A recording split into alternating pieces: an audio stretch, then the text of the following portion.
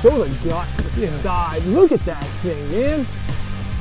Like, that, to me, looks like a PB. What do you think? That's going over 5. No, it's not 5, but crap. Dude. Damn right. That's a 4. Dude. 4 pounders after that. Here we go. Oh my god.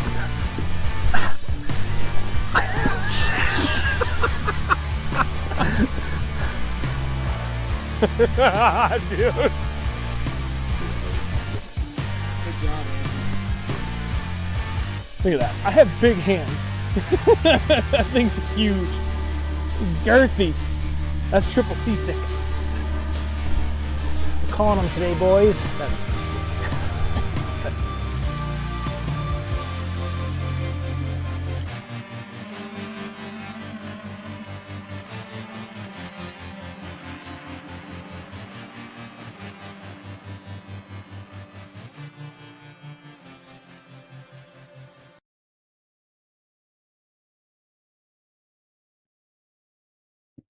Hello, everybody.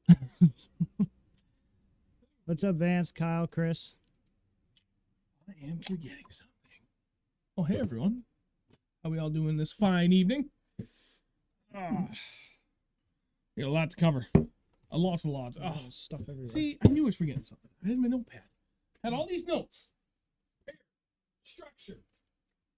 Organization, says the guy that forgot his notepad. Notepad's organized. Now we're good. Yeah, just some kind of key bullet points there for us to go over tonight. Let's get here. Cam, Miles, David, Bed. How's it going, everybody? It's Black Rifle Night. Yes, it Wait for is. One's already Oh, open. that was disappointing. Cheers. Here's just smoking. Oh, what's going on, Brian? We have a lot to discuss tonight. A lot of cold water stuff. Hot hands in the house. Hey, it's for visualization and demonstration. And I'm cold. No, I'm kidding. I am having a hard time with this chair.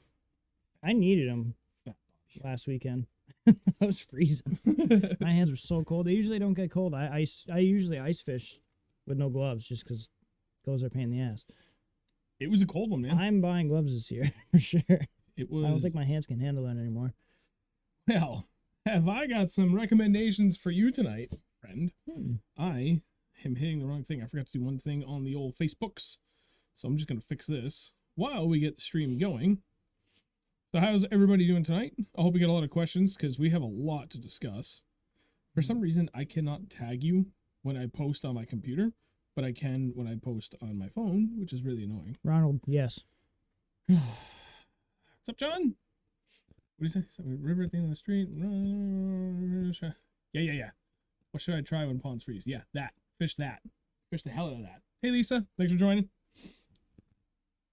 Don't sneeze. Don't sneeze. We keep doing this. All right. Without further ado, want to get into it? Hi, I'm Andrew. Sean. All right. Let's get into the usual weekend recap. To start, as we usually do. It wasn't good. It wasn't good at all. We watched some big fish get caught. We did. Kristen and her dad got onto the right schools at the right time. They had a great day. Yep. We did not. We went we went to a spot and it could have been Damn it. Can you please model said Cold Weather Gear the entirety of the show? Yes, Travis, that is the plan. That's why we have it readily handy on the walls here. I'll model it.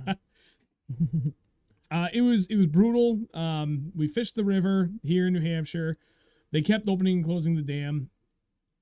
It wasn't just like a trickle of current here and there, dude. It was ripping. No, it was pulling probably like 5-6 fucking miles an hour. I think the troll motor is almost on high, and I've got Yeah. the lower end Scos to 24 volt, so it's 97 pounds thrust, and that thing was Struggling. dude, it was ripping. So, oh yeah, Ronald, we got a lot of lures to cover. Guggen Slayer, Candlewood. I thought that's what you were freaking out about. That is what I was freaking out about. Oh, we're getting distracted. All right, we're going to keep the recap really short and quick because that's really all there was to it. We struggled. The current was all over the place. The weather was all over the place. We just got a ton of rain the night before. it was a gamble going there, but I didn't have all day. I had to be back in time for my wife to go to work, which is why I fished on a Monday, because I couldn't even fish on the weekend. She had a lot of other prior engagements that took up the whole weekend. So we did the best we could what we had, but we just couldn't pattern them out at all. We couldn't pattern them. We couldn't find the spot. No, the 'cause spot. It was like dead slick calm and then a bunch of current. And then 10 minutes later, it'd be dead slick calm, then a bunch of current. They had that damn opening and closing. Had to have been every like 30 minutes or something like that. Yeah, I want to say. Why does my stream say no data? What just happened? That was Yeah. weird. Yeah. Yeah, I want to say they opened it and closed it at least a half dozen times. Yeah. So the current changed 12 times. Yeah. They opened it 6 times, closed it 6 times. Yeah. It was insane. Yeah, we threw the kitchen sink at him too. We literally fished the entire section of the river that we know. We marked them. We marked plenty for the first half of the day. Then the second half of the day, they just disappeared. I had no idea where they went. Literally threw everything. Jigs, blade baits, Alabama rig. Ned rig, many different colors of Ned rigs, many different options for drop shots, different weights on my drop shots, different tag lengths on the drop shot. Glide. Oh my god, it was. What else? You know what? Everything. It is what it is. Some days you can't put the pattern together. I mean, we still caught a handful of fish, just nothing to write home about. So, Cam, we're on the Connecticut River. I'll say it. It's a big river. It was just tough. So, it is what it is. Any other parting thoughts with the recap? No. Okay. It was fun still. I mean, I really wish I had my FXR gear because I was freezing and wet. It Not was so much wet, but definitely cold. Yeah, I think air temp for the day was low 40s. I think it said it was only supposed to be a high of 40 actually. And the wind picked up pretty good at one point, and then it rained for like the last 2 hours we were there, maybe an hour and a half, something like that. It rained quite a bit.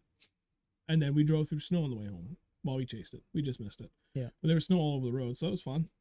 Good times. So, Other than that, it was a bust, kind of. just nowhere near as good as it should have been. So, We caught fish, but not the quality and the quantity we were looking for. not even close. No, not even close. Oh, goddamn, that's good.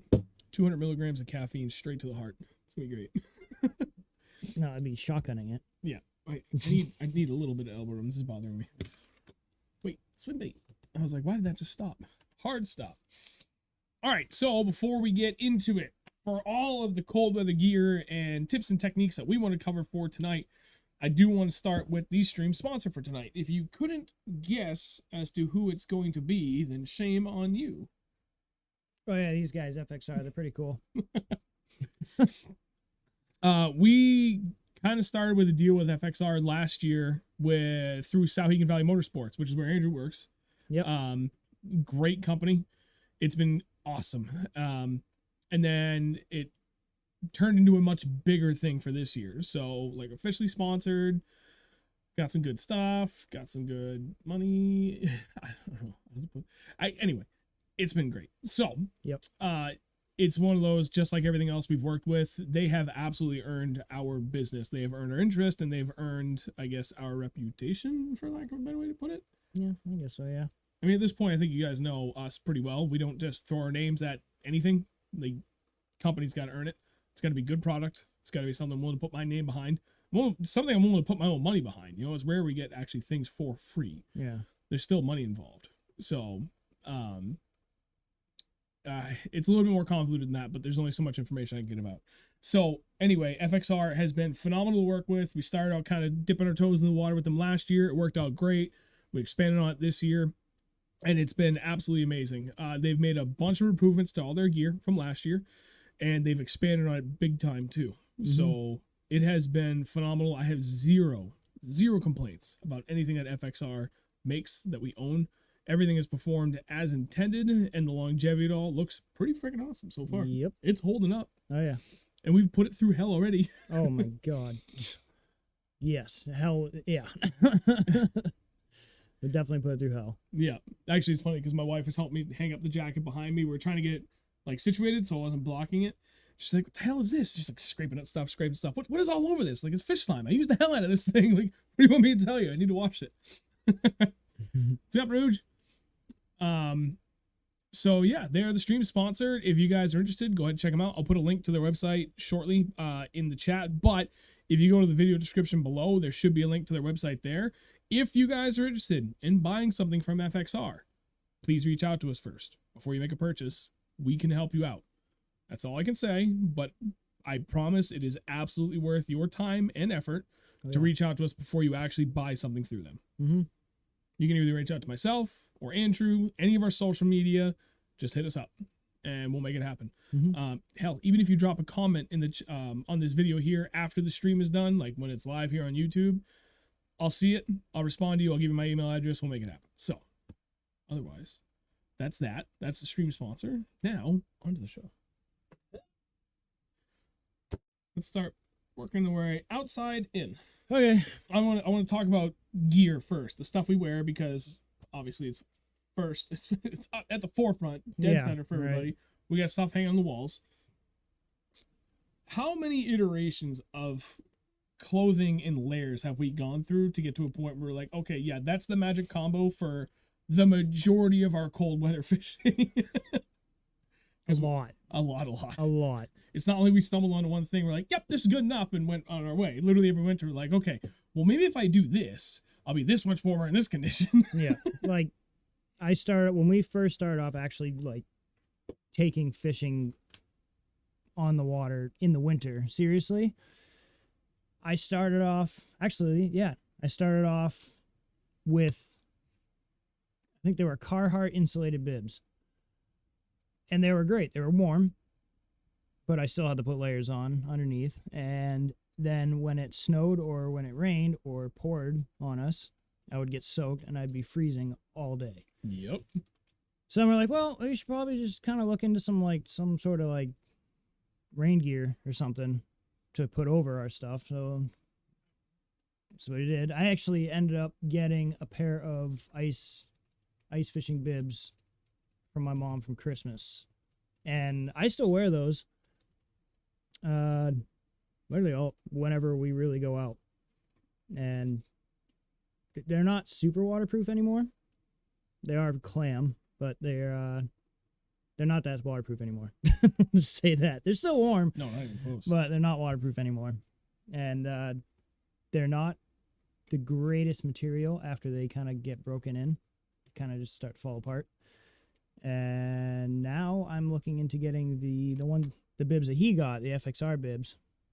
And those things are those are nice. Those are like heavy duty material. They float. I mean, the ones I got float too, but I don't know if they do anymore. Yeah, at one point they did. I'm trying to look it up because I can't remember. There's two different ice bibs that they have that float. We have the Excursion Ice Pro line. This is what I have for both. That's a different jacket. We're going to cover that. But we're starting like best case scenario, which is my newest stuff. That jacket is the men's Excursion Ice Pro jacket, and I got the exact same bibs, but the bibs are just black, so I didn't bother to hang them up. They're nice. And they float. So it's always a huge plus. Still though, like even with that stuff, you still sometimes need to layer up. And I wear like a t-shirt and a sun shirt underneath, and then this sweatshirt. This sweatshirt is so freaking warm. Yeah, what the hell is this? I forget what it is. Material. I don't know, but it's like fleece lined and like it's like straight polyester or something. I don't know, but it's nice. It's super comfortable, and I wear it all the time. Actually, it's at work right now. this is the his backup. My dainty wife's hoodie fits my dainty buddy. But yeah, their gear is just freaking phenomenal. It's the rain gear. When we first got their rain gear, we went up to the St. Lawrence River. And it was sunny and beautiful, and thank God we brought our freaking rain gear because we got soaked pretty much just driving through 4-footers. And I think I got a video somewhere of us just getting covered. Yep, I still have it. It's a polyester fleece with DWR finish is what these are. Okay. They're like almost windproof to an extent. And they're almost waterproof too, because I was out in that the other day when it was pouring out. And everything was soaked. Like my sweatshirt was soaked. From the outside it felt soaked. But Took it off, my t-shirt was dry. yeah, I don't understand how it works, but it's good. it's great. It's like that kind of mid layer, I don't know how to put this. Halfway between like a really good hoodie and actual proper rain gear. It's incredibly comfortable. It fits nice, and it does actually a really good job of both retaining heat, blocking wind, and blocking some moisture to an extent. I mean, not like Not fully. I but wouldn't say it's waterproof by no, any I means. wouldn't either. I think it was just. But it does shed wrong. moisture a little bit. Yeah, it does. But anyway, so I'm sorry. You were saying I had to look up the hoodie because it was bothering me. I couldn't remember the material. But I went from having, I think I don't even remember what brand rain jacket I had before the Grundon I had. I think it was a Columbia. It might have been a Columbia, but I only had that thing for maybe a year and it started leaking and I started getting wet and it was uncomfortable. So I got rid of it and I went and bought the Grundons, which is great. It's actually extremely waterproof, but it doesn't breathe because it's like pretty much like a rubber coating on the inside. Those are pretty nice though. Like it's like $120 for the jacket, but this FXR jacket right here is the best rain jacket that I've ever owned. I've worn that thing snowboarding. I wear it ice fishing. I wear it in pouring rain in any conditions. And it's amazing. Like when we were at the St. Lawrence River, I just like dipped it in the water and it just shed the water right off. Like it was just nothing. Right. Just one shake and it's gone. Like completely hydrophobic almost. Yeah, seriously. It's insane. It worked really well. Yeah. Damn, I can't type at the same time while you're talking because like I'll stop talking. No, it's good, but I my brain didn't retain half of what you said, so I'm worried I'm gonna repeat. Jacket's waterproof. Jacket's waterproof. It That's an important breathes. thing. It breeds. Breeds. It's a hell of a jacket. It attracts breeders. Yes, it does. And you look good in it too. Yeah, so everything he said, cool. To expand on that from my perspective too, like we both went through all the same things, and what I found last year was kind of the best thing for me, and what a lot of people do that is up until this year with the newest gear was I was doing this, which is the FXR Vapor Pro M something like that, M Vapor Pro. This is killing me that I can't remember it. I had a busy day at work today. My brain is not there. I was like, should I write all this stuff down as I'm taking these notes? And I'm like, no, I can remember these. And Mouth breeders. So what I was doing that I really liked for the time being, I think I did the last 2 years. Yeah, because I got the FX. Yeah. So the last 2 years, what I was doing was the FXR gear. So it's all just like completely 100% waterproof, but also breathable bibs and jacket. I like the bibs versus pants because they come up way higher on you. So when you're sitting down in the boat, which has happened to us a number of times, and a wave of water comes crashing over, if you're wearing pants, they'll get pulled down even a little bit, even for skinny guys, not just fat guys like me. You'll get water back there, but not with bibs. No, you won't. Unless you really go underwater. Right, which we have done. And then you just fill everything. So I was doing this because it's not insulated, but it's heavy duty stuff. It's windproof. That's the biggest thing. So between that and the layers I was adding underneath, it allowed me that flexibility depending upon what the actual air temperature was for the day. Like some days it'd be like 40, 45 degrees in the winter. It's a pretty nice warm day by comparison. And wind or no wind makes a huge difference. So being able to layer up or layer down from there, that's what I liked about this. Base layer was always moisture wicking layer, both pants and long sleeve. First layer of skin contact was always moisture wicking. Mm-hmm. After that, I either had fleece. No, I always had fleece. I had fleece hoodie and fleece pants. And then I think sometimes I'd throw a pair of jeans on over the fleece too. So it like that would kind of suck. So you get pretty warm just like on the drive down, the drive back. Like ice really fishing. Warm. Yeah. But it worked, like there was like on those really cold days we're out there, like December, January now, back out there, February, March, it would be like 25 degrees for a daytime high with 10-mile-an-hour winds. That's cold. But that gets chilly being out there for 8-10 hours. Right. Yeah. And like, that's still a lot of good layers, and it's the right layers. I've got stuff that's blocking all of the air coming in, and I've got stuff to retain warmth while also shedding moisture. Like, it's the magic combo, but it still wasn't quite enough for like that deep winter fishing. Hence, the best that we have found thus far Right. is the new FXR Excursion. Insulated ice. It's ice fishing gear. It's insulated. It has the float tech, so if you fall in, you will be floating for 2 hours, I believe it is. It's I'm pretty sure it was 2 hours. swim to shore. Yeah, pretty much. It's one of those, like, if you're out there alone, you're probably dead. But But you'll float. depending on the They'll find size you. of the lake, right? They'll find your frozen corpse. But if I'm fishing with somebody, which I always am, then we have a means of like, okay, it's not the end of the world. Like, I'm not just gonna fall in and sink. I'm gonna fall in and be at the top, like, help, help. Hey, come here. Give me a hand. Did you hear that? It's fish. Oh, hey. What the hell are you doing down there? It has been phenomenal to get into this. We were out there fishing this past weekend, and this is now the second weekend that I've had the opportunity to fish these. But previous weekend, it was pretty nice out. We got kind of a late start, Where'd you although go? it was intentional. We went to Vermont. Oh, yeah. And by the point we got there, the sun had already been up for like 45 minutes, and it was supposed to be a relatively warm day, like upper 50s. So at that point, like UV hit, like things warm up fast. I was like, damn, like I'm actually pretty comfortable in this All that hoodie already. thick ass fog. Yep. And it was just gone in like 30 seconds. This fog, you couldn't even. It was clear across the lake, and as soon as we got to the spot we wanted to fish, it was just literally a wall of fog, and you couldn't see into it. Yeah. We got into it, it was like you could see maybe 100 feet, and that's it. It was nuts. Holy shit. Lisa, yes, they do make women's and men's gear. They actually have a ton of women's options on the site. It's insane. Yeah, I think they have more than they have men's. Ronald, that is a great point. Remember, guys, when your bibs, careful when you poop in the woods. Yeah, That's true. done it. Ronald, thank you for the $5 donation too, buddy. Greatly appreciate it. Thanks, dog. We were just talking about bibs in the jacket. Oh, Pooping. right. So I had the bibs the first day out, and I didn't need the jacket. It was too warm, but it was like borderline, right? Like, okay, I'm starting to feel the chill creep in, but it's not bad. It's gonna warm up pretty fast. Torso felt fine, but I was just wearing jeans, so I put on the bibs. I didn't need to put on anything else. Like, that was enough that, you know, they come up pretty high just underneath my boobs. So like, it was keeping the majority of my body warm.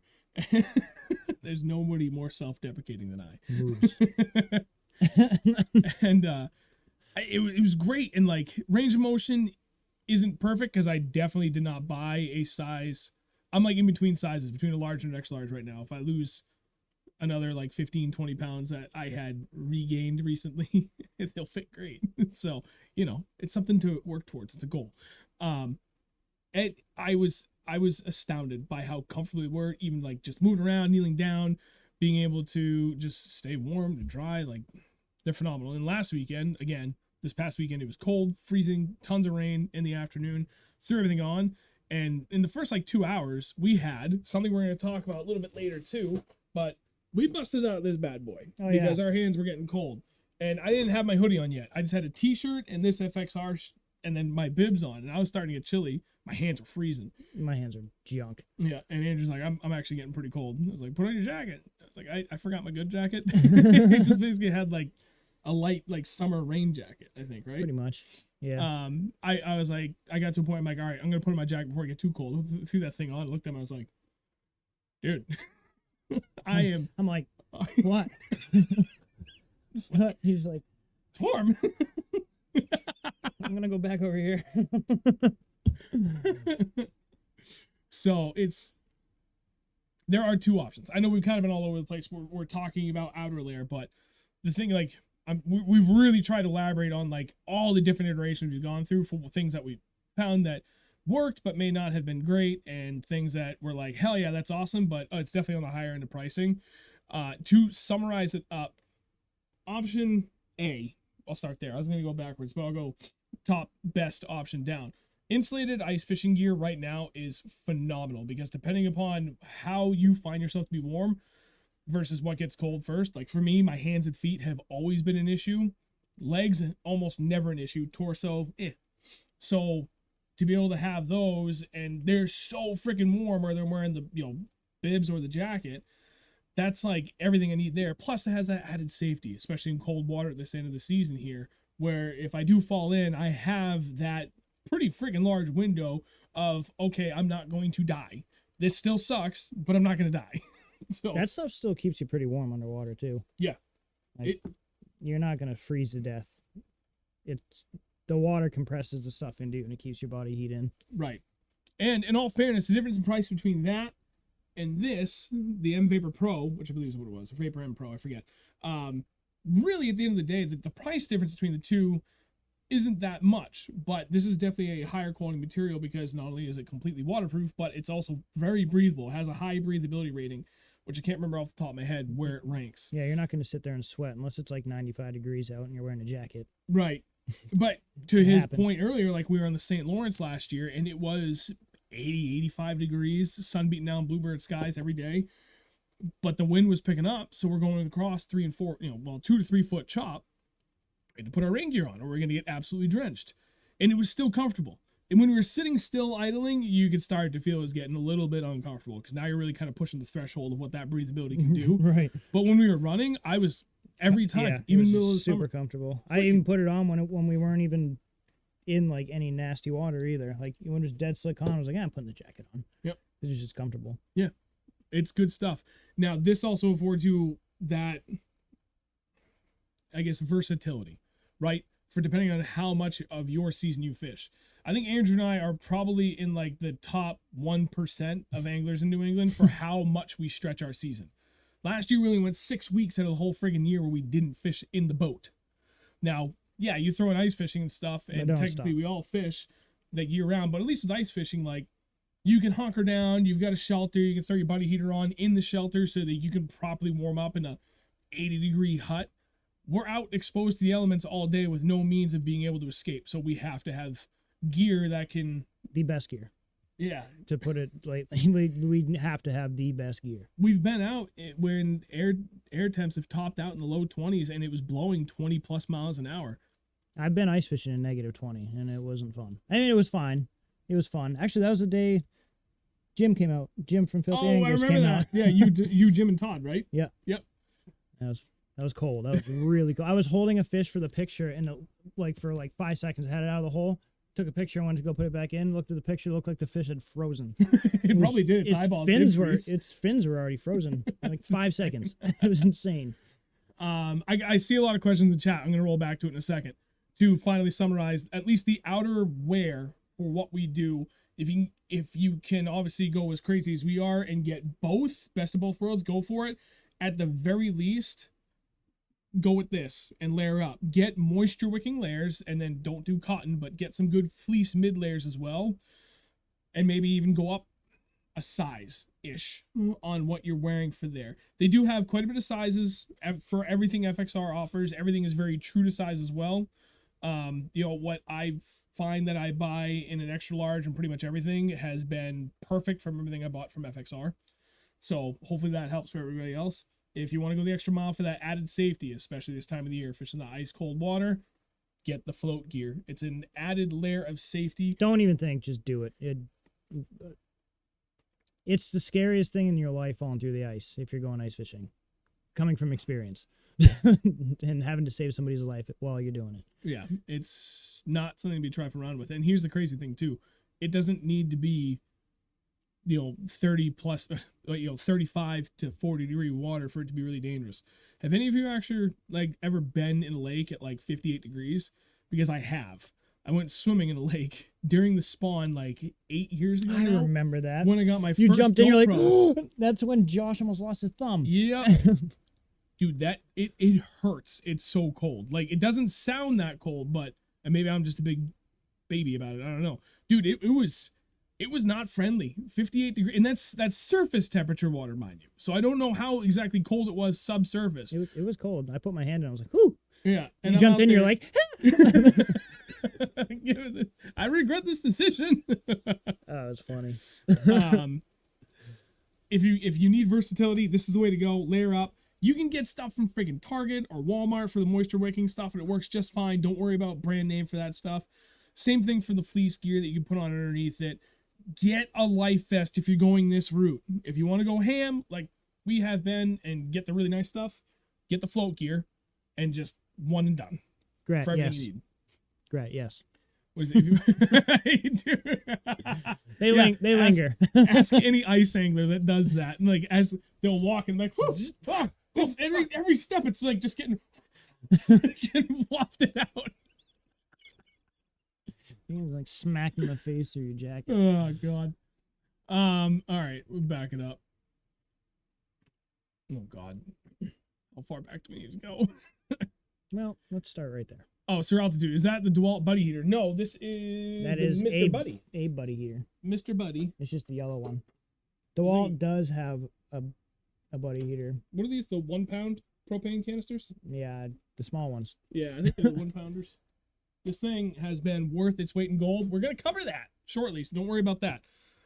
We actually kind of covered points 1 and 2 I wanted to talk about for outerwear and base layers. Next up is accessories, gloves, hats, things like that. Face buffs, we'll get to that, but I want to finish with the chat first before we move forward. Daniel, suggestions for cold water gear in a kayak. You're less mobile, sitting down, tend to get a bit wet, need to walk in water. Oops, sorry. To launch a kayak, harder to swap gear if I get hot or cold.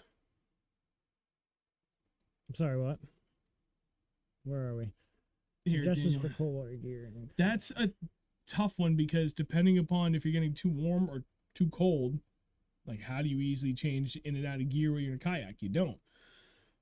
I would stick with bibs and get like a good jacket. Yeah. You know what? If memory serves correct, yeah. So the plus side to something like this, especially if you're fishing this time of the year, where in New Hampshire at least, by the law, you have to have a PFD on, personal flotation device. I think it's from October through May. Yeah, those are considered, right? I believe they are. The plus side to jackets like these, they have vents. They've got, like an 8-inch vent down the sides, and same with the bibs. So this gives you that added peace of mind. It will let you fish in really extreme conditions and will vent out. Same with this stuff, but if you're going to wear this, then you also have to wear a life vest. Maybe wearing a life vest anyway is a good idea with this stuff. Yeah, you can I would get wear one of like those, the Mustang ones or whatever. Right. And those are small enough where it's not going to really be super clunky and big. And Yep. still wear that jacket. It'll fit right over I it. gotta get that because I meant to bring that in for this next point for clothing as far as like accessories go. If you're gonna wear stuff like this, I would wear a proper life vest, not an auto-inflatable one. Get a proper one that's like an actual vest up and around the shoulders and everything. It's got the little roll around the neck, like something that's really gonna keep you alive, because you can die in minutes when you're out there this time of the year. If you're talking 40-degree water temp, it's nothing to mess about with. Nope.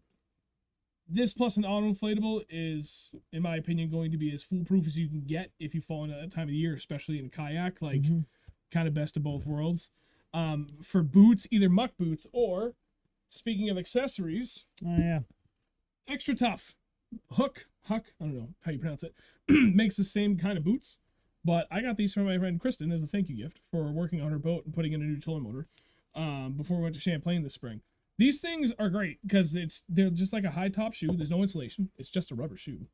But they're wicked comfortable. It's just a rubber shoe. It's It's like a mini muck boot. Yeah, it really is a mini light duty muck boot, or like a pair of waterproof Vans. And they're so comfortable. It's like wearing a pair of rubber slippers. It's freaking phenomenal. I love You them. need to get a pair of these. Oh God, We're behind. we're so far behind. All right, hang on. All right, chat first, and we'll get back into this. I jumped ahead before I really did this. Do you guys get approached a lot on ice? Actually, no, never, because we rarely ice fish, so people don't even know to look for us. Can you put it on? I have a few times. Keith, get the best gear you can for your buck. You still need to be able to swim, but it's a nice peace of mind having a float suit on. Damn right. John, my dog ran out to the ice and fell through. I had to smash my way out there to save his dumbass. Not fun at all. Damn, dude. Jesus. That's crazy. I need a how-to on putting the gear on. Who's that, Keith? That was Oh. me. Yeah, dude, those buddy heaters turn an ice shack into a friggin' sauna in like 10 minutes. It's Yeah. crazy. I was trout fishing out on some local lake here I can get last that year. vest. And it was, I think it was like 15 degrees with like 30-mile-an-hour wind, like sustained 20 to 30-mile-an-hour wind. And it was freaking cold. I think the air temp, like whatever the temp is with the wind chill and all that shit, it was like -5 or -6. And I had my shelter up with my buddy heater, and it was, I think it said it was like 72 in there. It was insane. Oh, yeah. It was insane. And it stayed warm too. We have a lot more options to talk about. Yeah. On the host, on the topic of gloves and everything. But what else are we missing here? Daniel, I'm in Mass, have to have PFD also. It's in a kayak, so it's even worse. I need the mouse. Come back. Da. Do any bibs have feet in them? Otherwise, my feet will get wet getting in kayak. At that point, you're probably better off getting a wetsuit, dude. Like, I don't think there's a single pair of bibs I know of that have the feet, too. You get waders. Yeah, there you go. Pair of waders underneath. They have insulated Over. waders. Oh, Mm-hmm. that'll do it. Freaking expensive. But Yeah, but if you They'll want to do fish what late you in the need. year, this is the time of year where, like, at this point, if you're looking to extend your season like that, this is where you really got to start dropping some money to make that happen, to Or be buy a safe bass and be boat. comfortable. or buy a bass boat. And then there's that. Then you really drop some money. Be safe. Oh, Frog Togs also makes a great rubber boot for half the price of Extra Tough. Oh, that's good to know. Insulated muck boots are $100, and I love them, from Keith, SNH Angler. I have a pair of muck boots, and I love them. I don't have the insulated ones. They're heavy. So for me, They're pretty big. yeah, they're big and clunky, as comfortable as they are. It's not something I like really walking around in for all day use. A couple hours here and there, yeah, absolutely, they're great for that. And even the non-insulated ones, I've been very comfortable in on the ice. I think I've had my muck boots for like 8 years now. That's crazy. I think I've had mine for I've 4 years now. put a lot of shoe glue on them. Yes. I put a hole through with my auger, and then the sole started kind of falling off. That's time for me to upgrade. That's for sure. Yeah. Ryan, throw the jackets on. What is the performance fit like? Does this stuff fit bigger guys, or do I need to size up? Well, all right. Jacket time. I'm a bigger gentleman, per se. I'm 6'2". Last I weighed 250 pounds. You're 6 feet? Somewhere around there. 180? Yep. I have a large. Yep. Actually, I think both my jackets are large, which I believe is what you fit as well, right? Large? Yeah. Or Oops. large. What size is that? Large. This is with a sweatshirt on too. All right, so I don't know how we're going to be able to do this in front of the camera, but all right. Do this. I got to check the Oh. chat. And inside, Yes, the see? neoprene cuffs. it's got this like rubberized weird neoprene kind of stuff, and it grips. And like you tighten that up, and there's no water coming through that. All right, so the problem is I can't really back the camera up any further than where it is, so I'm going to do the best I can. There I am. It fits great. Squats. They like suck into you. It's not like some big clunky freaking jacket either. Like this one. But It's a bulky meant to be, jacket. though. At the same time. And keeps you warm. I'm already getting warm in here. Hey, button. Now we go for the seat. But it's like, You look comfy. it is. It's comfortable. It looks. It's stiff because it's full of insulation, so it's definitely riding up a little bit. So I feel like I'm wearing a harness, kind of, only because of the way I'm seated. But it's still comfortable. What you say? You're gonna hit me like a boxing bag the other day? But it's like, it's comfy. It's also got the neoprene sleeves. I can strap those down. The sleeves themselves have their own Velcro, so you can cinch them down. Then, of course, this. It does have some high-vis reflective material on it as well. Pockets up the wazoo. You want to forget to check? If it has a, That one has it. I know this one's got it Show it. That one's got a microfiber cloth in it, too, by the way. for cleaning your glasses. This one does not have it. I There. forgot it's attached. This looks provocative. What are you doing in there? Don't fart. And the hood does. I don't think this does it. Holy crap. They got the. So when you're running, if you got a bass boat and you're running, you can zip these down and it sucks the hood in nice and tight. Sean the Eskimo. Helps us guys have a little more overhang on the shed roof. But yeah, this is a large. That's the best What do you ever. say? Helps us guys have a little more overhang on the shed roof. Sorry, Rube Trader. It is Extra Tough. Was the name of the boots. Extra Tough. No E in front of the extra. Sean is wearing size smaller than wears. That's a good example. So yeah, like I'm technically, not technically, I am in between sizes. normally, like if I were still another 10 pounds heavier, like I used to be, actually I was 18 pounds heavier than I am now. At my last peak weight, I had to get an extra large. There's no way. Right now, I'm like, if I put on 5 more pounds, this ain't gonna work. But if I lose 5 more pounds, I'm just gonna get like way more comfortable. But right now, like I feel good. This is actually very comfortable. I am starting to get very warm. My God, this thing is warm, dude. It's like it's thick, triple C thick. Thick. I get it. Pretty thick. I still felt the jiggle. Sorry. I think we saw the jiggle. It's oh God. Jeez. I don't even know. Dude, I gotta say, I love it. Like I said, it's true to size. So if you are like legitimately an extra large or legitimately a large, stick to those sizes. They fit very appropriately. Again, I'm 6'2", and I feel like everything. The only thing that I wish at 6'2", the bibs for the normal size bibs are a little on the short side. If they were an inch longer on the inseam, they'd be perfect. And they're not terrible. It's just my personal preference, the way I like for my pants to fit. If I had 1 more inch inside the inseam, they would be perfect for what I personally prefer out of my bibs and my pants. But as it is, I think they're either 32 or 33 inch inseam. If they're a 34, they'd be dragging on the ground. That's no good. So technically, that shorter inseam is better, especially when you're talking about ice gear, right? Like stuff that you're going to wear in the water, especially the ice cold. You don't want them constantly sloshing and dragging in the water. 1, you turn to shit in no time, and 2, they'll just freeze into big clumps of ice. Like mine. Right.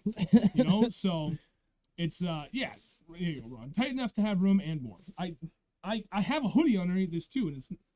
I bet you're hot. Like mid-tier as far as like it's not thick, but it's not thin. No. That hoodie. No, but it's still warm. Right.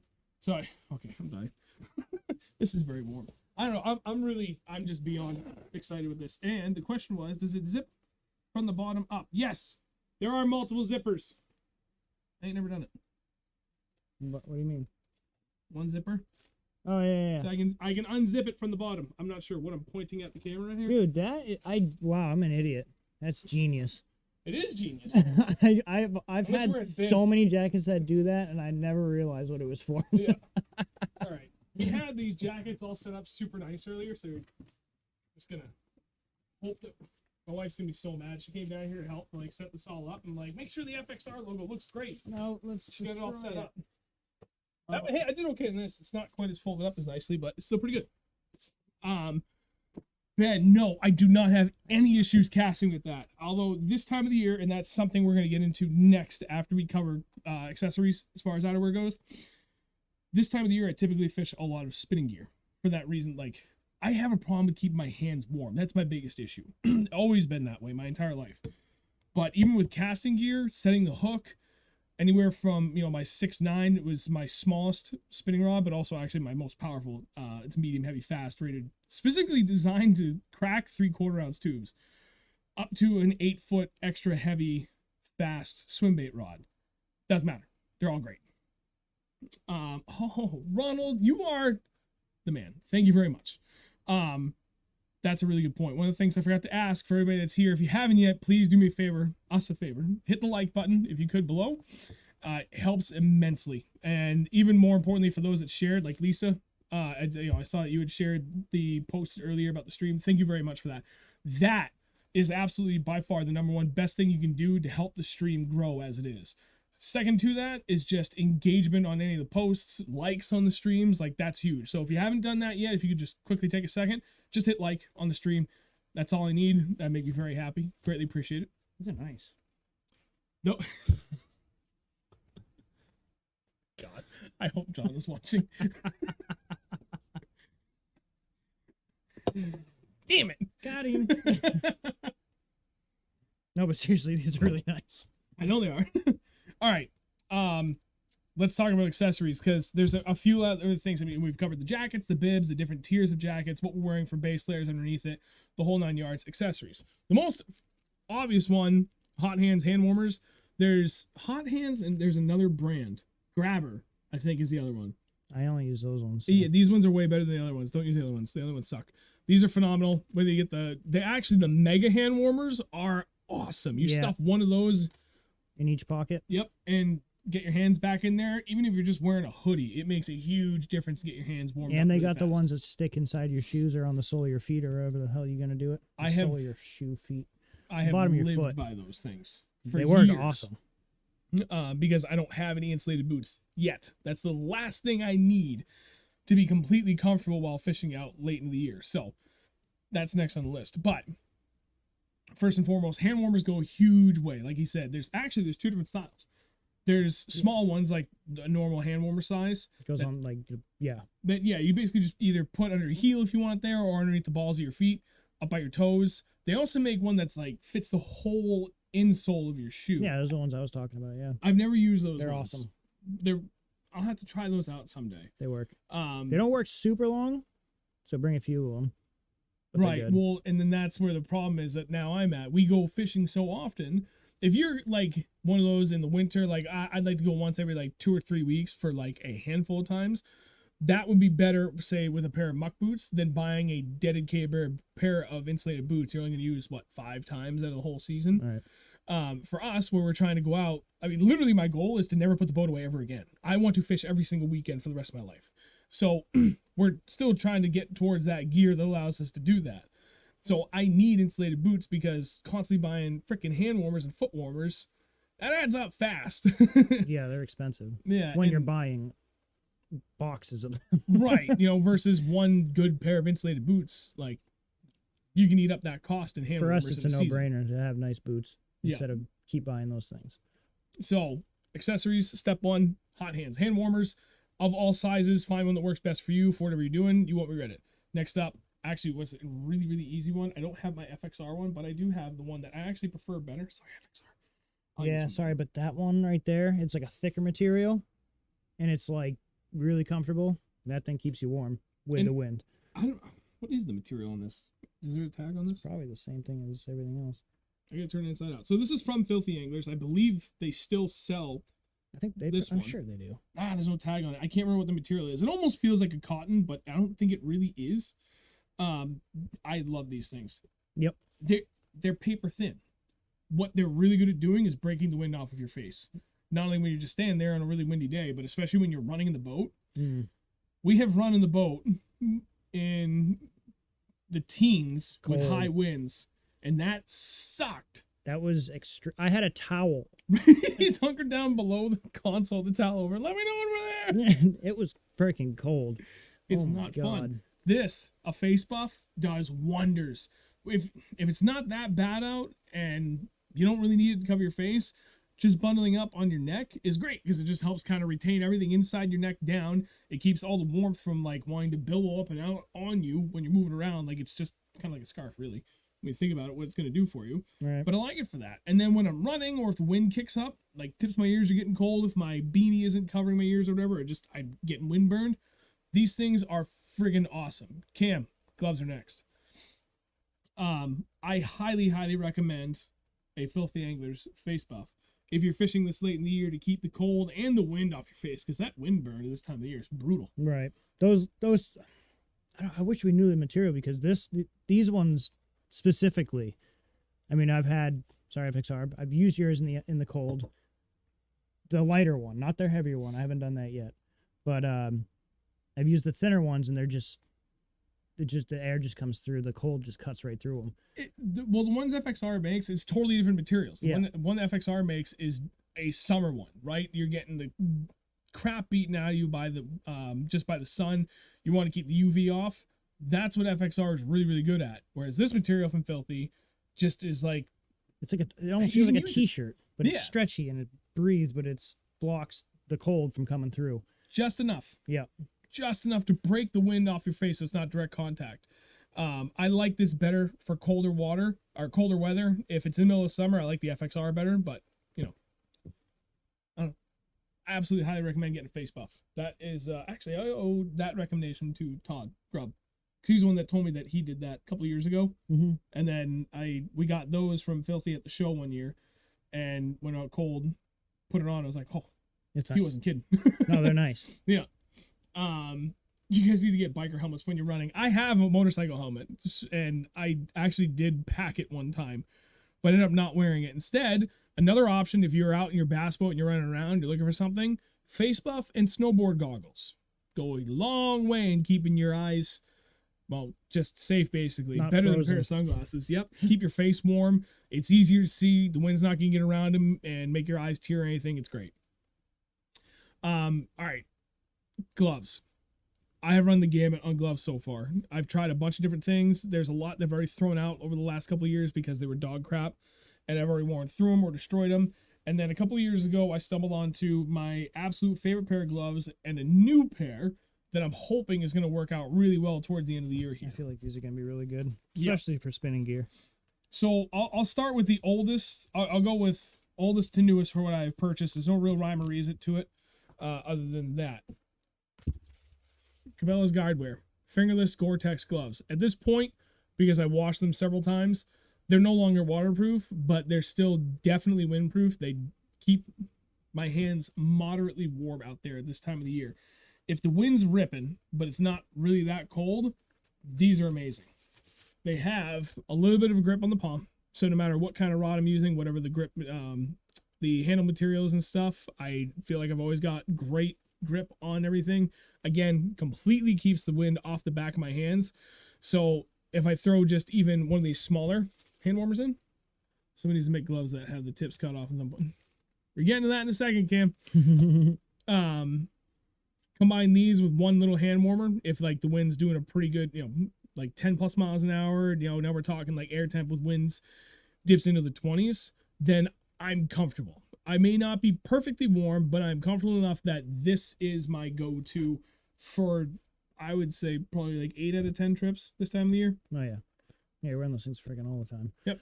And they're great. They got a nice gauntlet to them, so when you're out there fishing, your sleeve comes up around it, so you got nice, good protection from the wind as you're going. And then it's got these nifty little finger loops to more easily take them off. Highly recommend these. These are absolutely my go-to favorites. They've lasted me a long time. They're not waterproof anymore at this point, or I don't know if they just need to be treated or what. I don't really care. I don't typically get my hands that wet this time of the year, but they keep the wind off. It does help retain some moisture. I've had these, I think it's my 5th season that I'll have these now. And I mean, they still look pretty close to brand new. I mean, they're a little faded and stuff, but they're not torn. There's no stitching coming out, nothing. Like, absolutely worth every penny. These are the ones I would recommend the most. Now, option number 2, these Aftcos. And these are for days where it's definitely a lot colder, like air temps are in the mid-20s or colder, cold. The wind's ripping. And I cannot keep my hands warm enough at all. So now I have complete 100% covering from the wind on these. Again, nice big gauntlet. It's got this weird, see the power button on the back.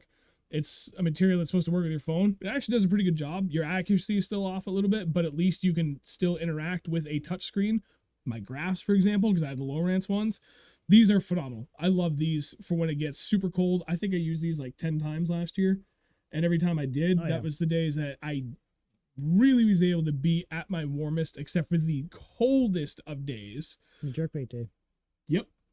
In which now we're getting into the other accessories at the same time as the last pair of gloves. So on the coldest days, now air temps in like the teens, and it's blowing 20 plus miles an hour. Teens are less. Yeah, it is fucking cold out. These will only do so much. They're not insulated. They're going to keep the wind off, but even still, they're not like 100% windproof. So there's only so much they can do. That's where Mr. Buddy Heater comes in. A lot of people made fun of me when I bought this last year. Well, because They're like, they don't stay out all year. right. Derp, you can't. There's ice on the lakes. Time to put the boat away. You moron, go to the river. Exactly. Everybody's like, derp, you can't warm your boat with that. Yes, I know. Yeah, warm your hands. Warm your hands. That's it. You just need to be able to warm your hands. Holy shit, dude. With that, with the Buddy Heater, fire the thing up, put it on high, especially with these gloves, the Aftcos, or even with the Guideware where my fingertips are exposed. I can get really up close. I can get my hands warm, not just like little hot hand warmers in my pockets. Like, okay, now I can feel them again. Like, they're genuinely warmed right through to the bone. And I'm good to go for another half an hour before I need to hit them with the heat again.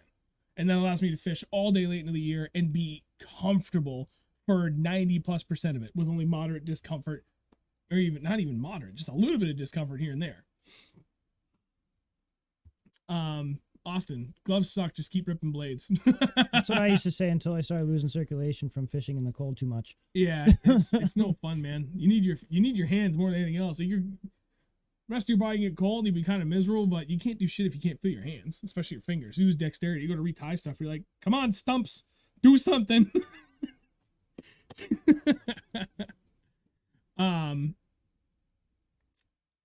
Oh, Austin again. I was coing there one time, and this guy pulled out a welding helmet before blasting 80 across the squall.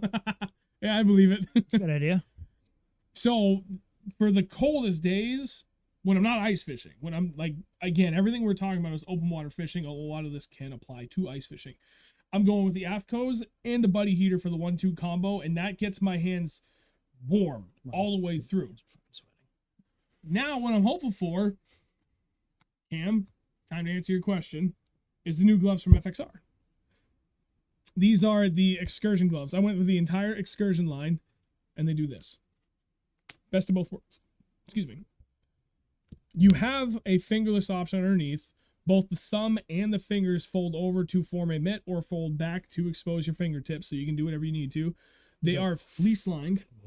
Yeah. That's not fleece. That's freaking like else. Indonesian bull fur. I thought it was fleece. No, it's probably my brain's it all is there. fleece. I think it's fleece. Not polyester. Shell exterior. Oh my god. Tell me what the interior is. Full. Freaking hot. It's gonna bother me. I have to look it up. Anyway, it looks and feels like fleece to me. These things are awesome. Oh, easy. Punch the mic. Sorry for the sound spike.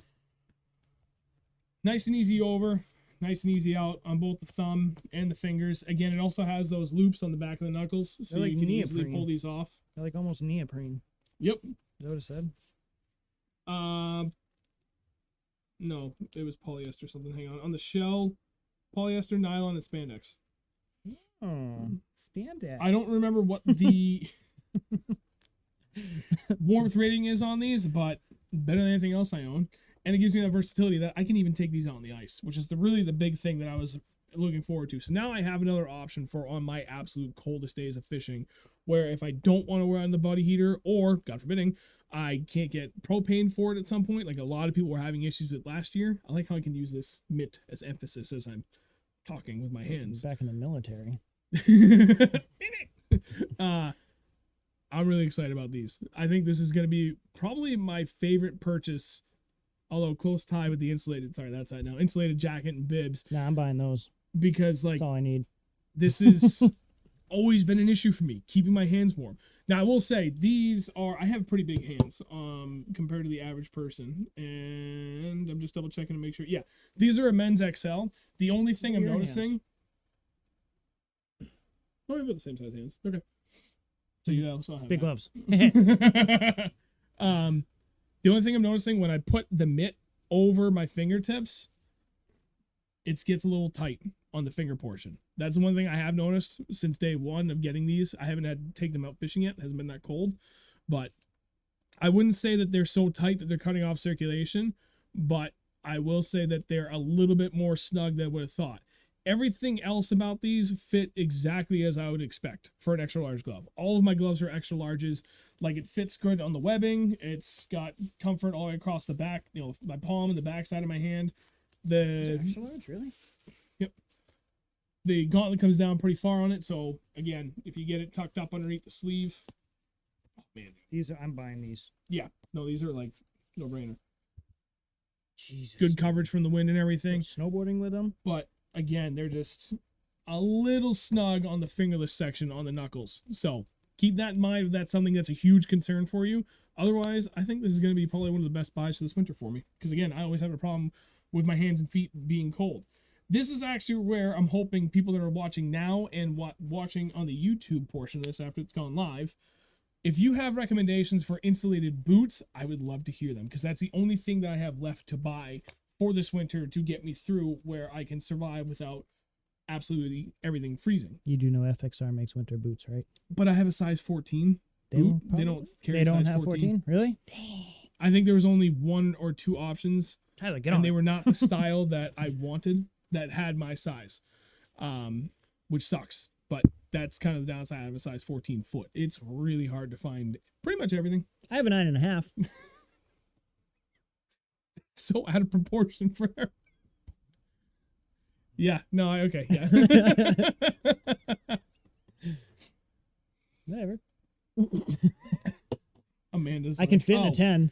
unfriend.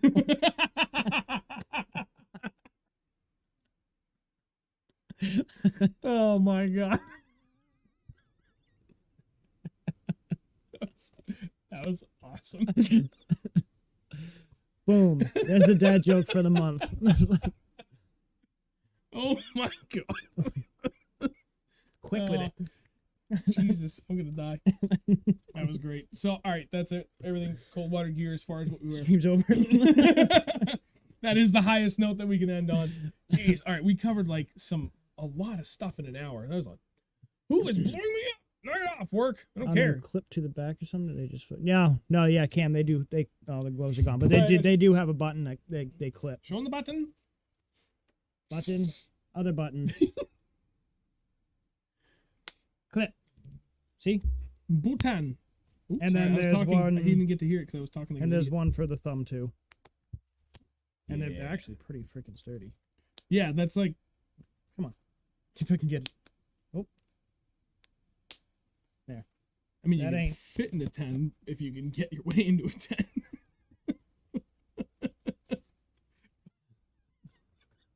Yeah. Ow, I stubbed it. Damn it. I stubbed it again. Give me a second. Give me an iPhone charger. Oh, upstairs. All right. So a couple other things I want to talk about. I'm going to flip this a little bit. Next up, I want to talk about fishing gear, and the other one thing I want to talk about was the boat. But Bath I and will- boots. Baffin boots. I've heard really good things about them. I had 2 pairs of them. They're freaking awesome. But I also bought them when I was ironworking, and I fucking destroyed them. in Right. Yeah. 3 days. But they were absolutely 100% waterproof, and they're insulated, super warm, super freaking light. They're lighter than your extra toughs. Really. Yeah. Yeah, see, I wouldn't mind paying And they have a my premium county. price for stuff that's both really warm and lightweight. Because They have again, my I'm county. wearing them for like 8 to 10 hours at a time. That's Right. good to know. All right, not again. Thank you very much. Austin, they use Columbia waterproof winter boots. Great for shoveling snow. Good enough for the yak. All right, good enough. I'll have to look into those too. Yeah. So, all right. So I wanted to cover fishing gear, like rod and reel choices, leader knots, because that does matter at this time of the year when you're dealing with below freezing air temps, open water fishing. All your guides will ice up, and it's a pain. But we've got some workarounds to get you past that, so you don't have to worry about that. And again, leader knots do matter. But I've had several questions in the past about what do you do about your bass boat this time of year? Because I went through the same thing. Like, how the hell do you guys go out there? I thought you couldn't fish this late in the year because of the freezing and thawing and freezing and thawing. We thought it was bad for your boat. So there's just a couple of things that I have learned along the way from just myself through trial and error, or friends that have told me to help break this down. So just a couple minutes, we'll go through this. Properly draining your boat is by far the single most important thing to do. Oh, yeah. Draining your outboard and your boat and making sure there's no water in there that can freeze. It is impossible to get the outboard 100% empty without going through several extra steps. But you can get it almost entirely empty, and for what I've found over the last few years, it's good enough. Doesn't have to be perfect.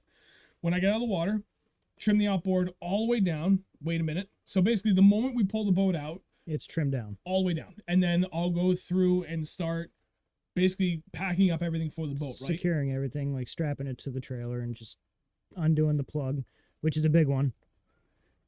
Always undo your plug in the winter, or you should always do it anyway, but Well, in New Hampshire, it's a law. oh yeah. Yep. That is huge, because if that water freezes in there, you're gonna have a whole mess of cracking in your fiberglass or your aluminum or anything, any type of boat. Ice will destroy anything. Yep. It'll bend steel. So Ice is nothing to be messed with. no. And then when we're done, because it usually takes, I guess it depends on how many rods we have, how much did I get wrapped up while we were on the water, like all the GoPros, because you run 4 GoPros, 2 audio recorders, like there's a bunch of stuff. I have a lot more stuff to pack up than probably the average angler. So while I'm packing up GoPros and stuff, Andrew's usually the one that straps down the back of the boat and everything. And then I take care of grass and stuff. But after everything, anywhere from 5 to like 15 minutes some days, Yeah. then right before we strap it down, trim it all the way back up. And you'll find there's still a little bit of water that will come back out, and that's like kind of usually the last little bit that gets, like, I'll say, just, I don't know what the exact number is, but what I feel is about 90% of all the water in your outboard. The only spot left that you can get, it's challenging to get the water out, is basically where the water pees out from on your outboard. I forget what the hell that's called. Your pee hole. Your pee hole. Nice steady flow. What would you call the hose then? Not go there. I have heard that you can basically take like one of those medical bulbs. You know, it's got like the really, I don't know, like 12-inch long thin rubber hose. Like a baster? Yeah, basically like a turkey baster, but it's on a really thin flexible hose. Oh yeah, yeah. That you yeah. can stuff that in there, and you can just pump it a couple of times, and that will pull most of that water out good enough. I have also heard that you can turn your motor over dry a couple of times. That will be enough to blow it out. I don't necessarily agree with that. I wouldn't do it. I've never done anything. You can. It's fine. You can run a boat motor for not long, but a little bit with it not in the water. It's not like starting it. Oh, it's cranking. But just like cranking it, just rubber, and that should be enough that through compression or whatever and everything, the pump trying to turn, it should have enough air pressure in there to just kind of blow a couple of blasts of air out and clear out at least some of the bigger pockets of water in the line. Right. That is the theory. And I cannot stress this enough. That is the theory. Most of the new motors, anyway, when you shut the motor off, all that water gets drained down to the bottom end. So, at least I think it does. It should, because when you turn your motor over, it takes a minute for it to start pissing. Yep. So, all that water does head south. Yep.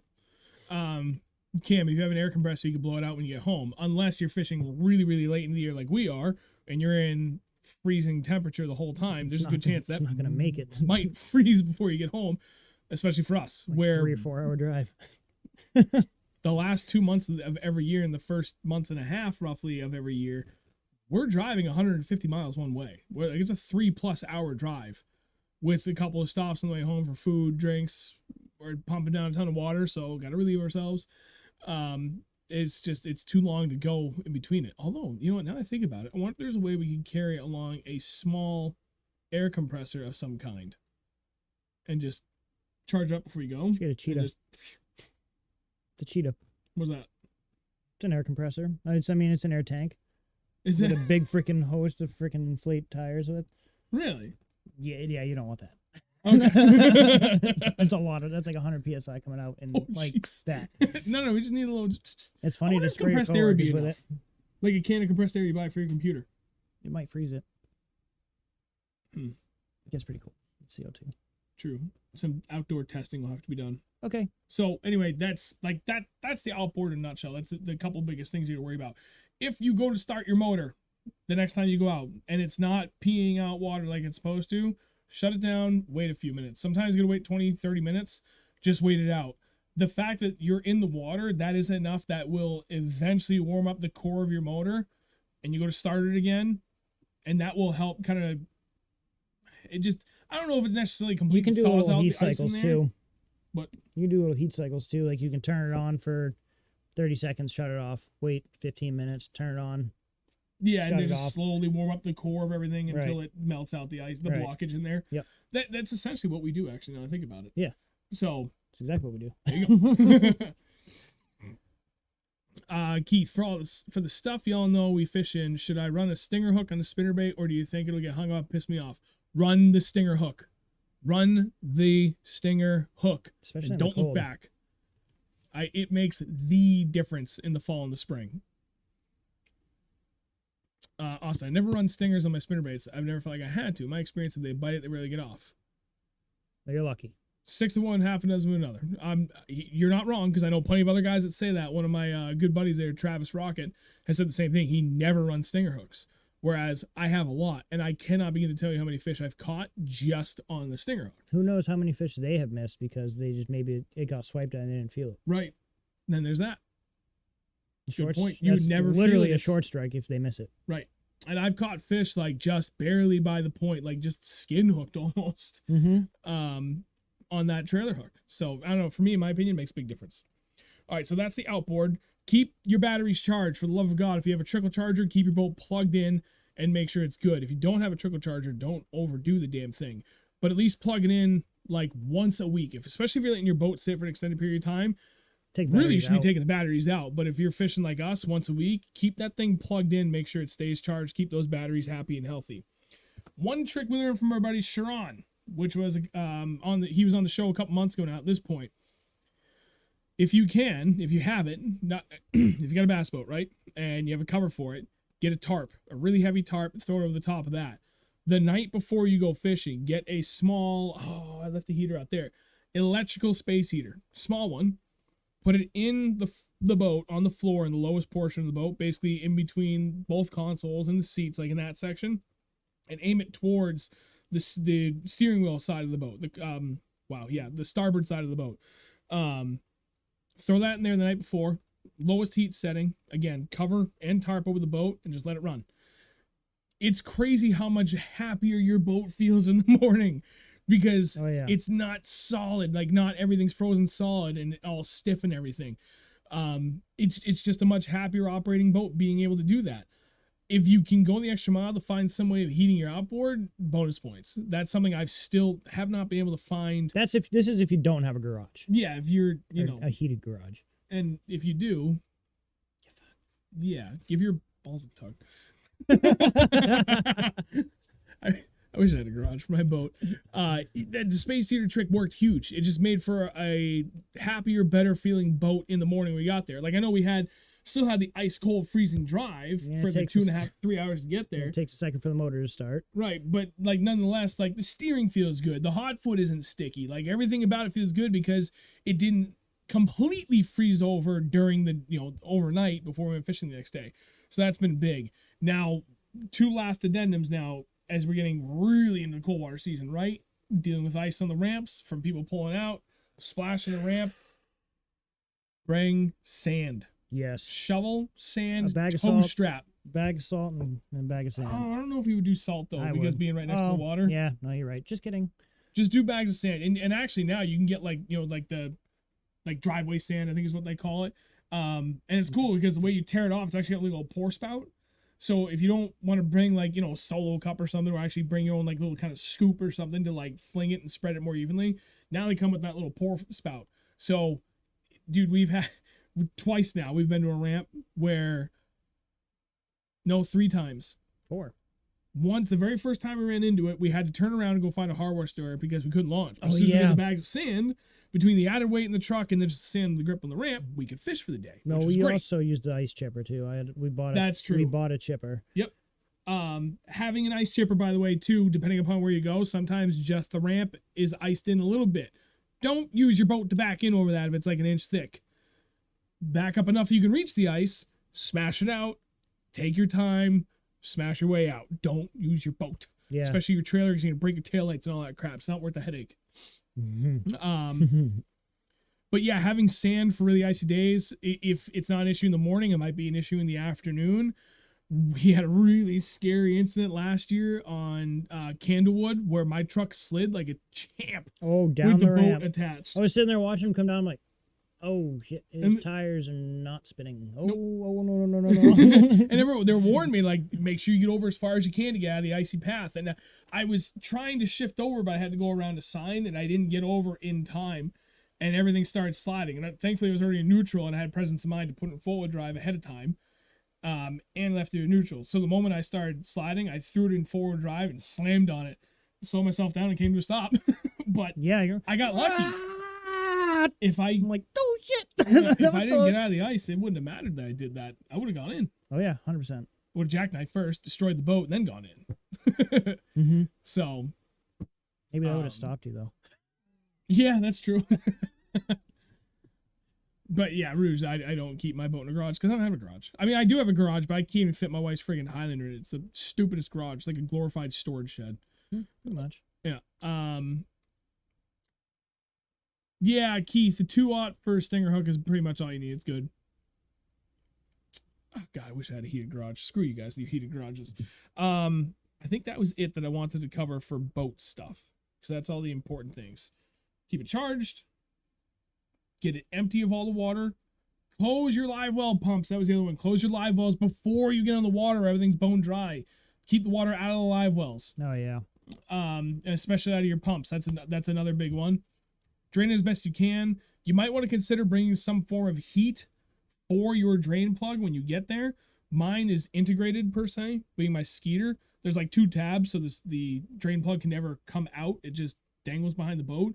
But some days we get a little bit of a trickle of water as we go out. Now I got a little thread of ice, and we can't get the thing in. Then you gotta either try and chip it out, or you gotta. How do we? I have one of those mini butane lighter things. That's what it was. Like a little torch thing, because I use that to burn the tag end of my braid when I'm fishing like heavy gear, heavy braid. Be careful though, you don't want to melt the threads inside if they're plastic. Right. So it's a very, very touch and go thing, but it's the quickest, easiest way for me to do it. If there was a way I could get like dry heat, like a heat gun, that would be better, but I don't have electricity on the truck.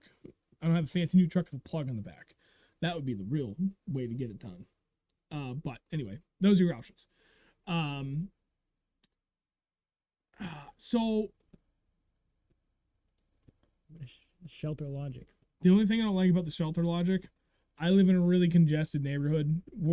All our neighbors here, we're all on top of each other, and I think those things are hideous. I haven't found one that I really like the look of. Those are so tacky. Yeah, pretty much. Like I don't even like looking at them myself. I feel like they don't. I don't know. They're tacky. You really put it spot on. I don't even want it in my yard. I know it would be great and it would be super helpful, but I'd still have to prepare an area for it.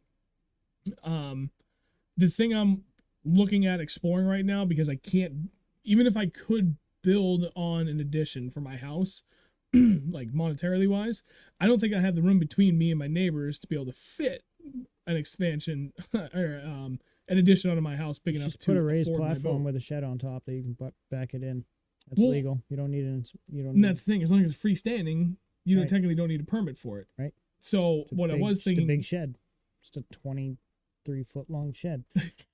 so what I was thinking was 6x6 posts or even 8x8s, and then like a nice metal roof, just real basic light pitch roof over the top, make it look nice. And then in the winter, I found some better looking than Shelter Logic insulated tarps that I could then basically bolt up to the outsides. So the plus side is, yeah, during the winter, it's not going to look super nice because I'll still have some really dark gray tarps, but at least it's just dark gray. Like it's a really muted color, and it would be just for a couple months in the winter. Just put some barn board up.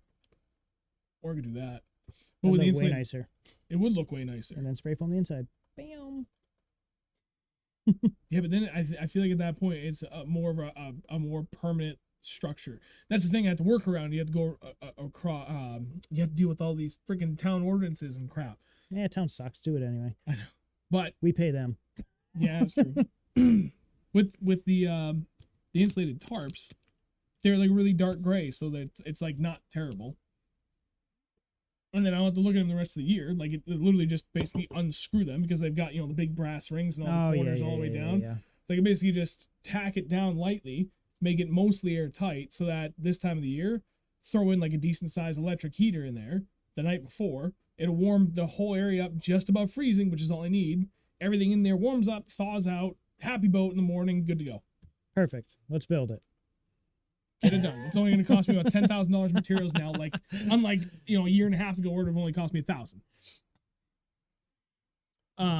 Eventually they'll call it a permanent enclosed structure if you put up 4 walls and doors on it. Keep it ghetto looking but functional. Bingo. That's the thing I was worried about. Perfect. Keep it ghetto looking.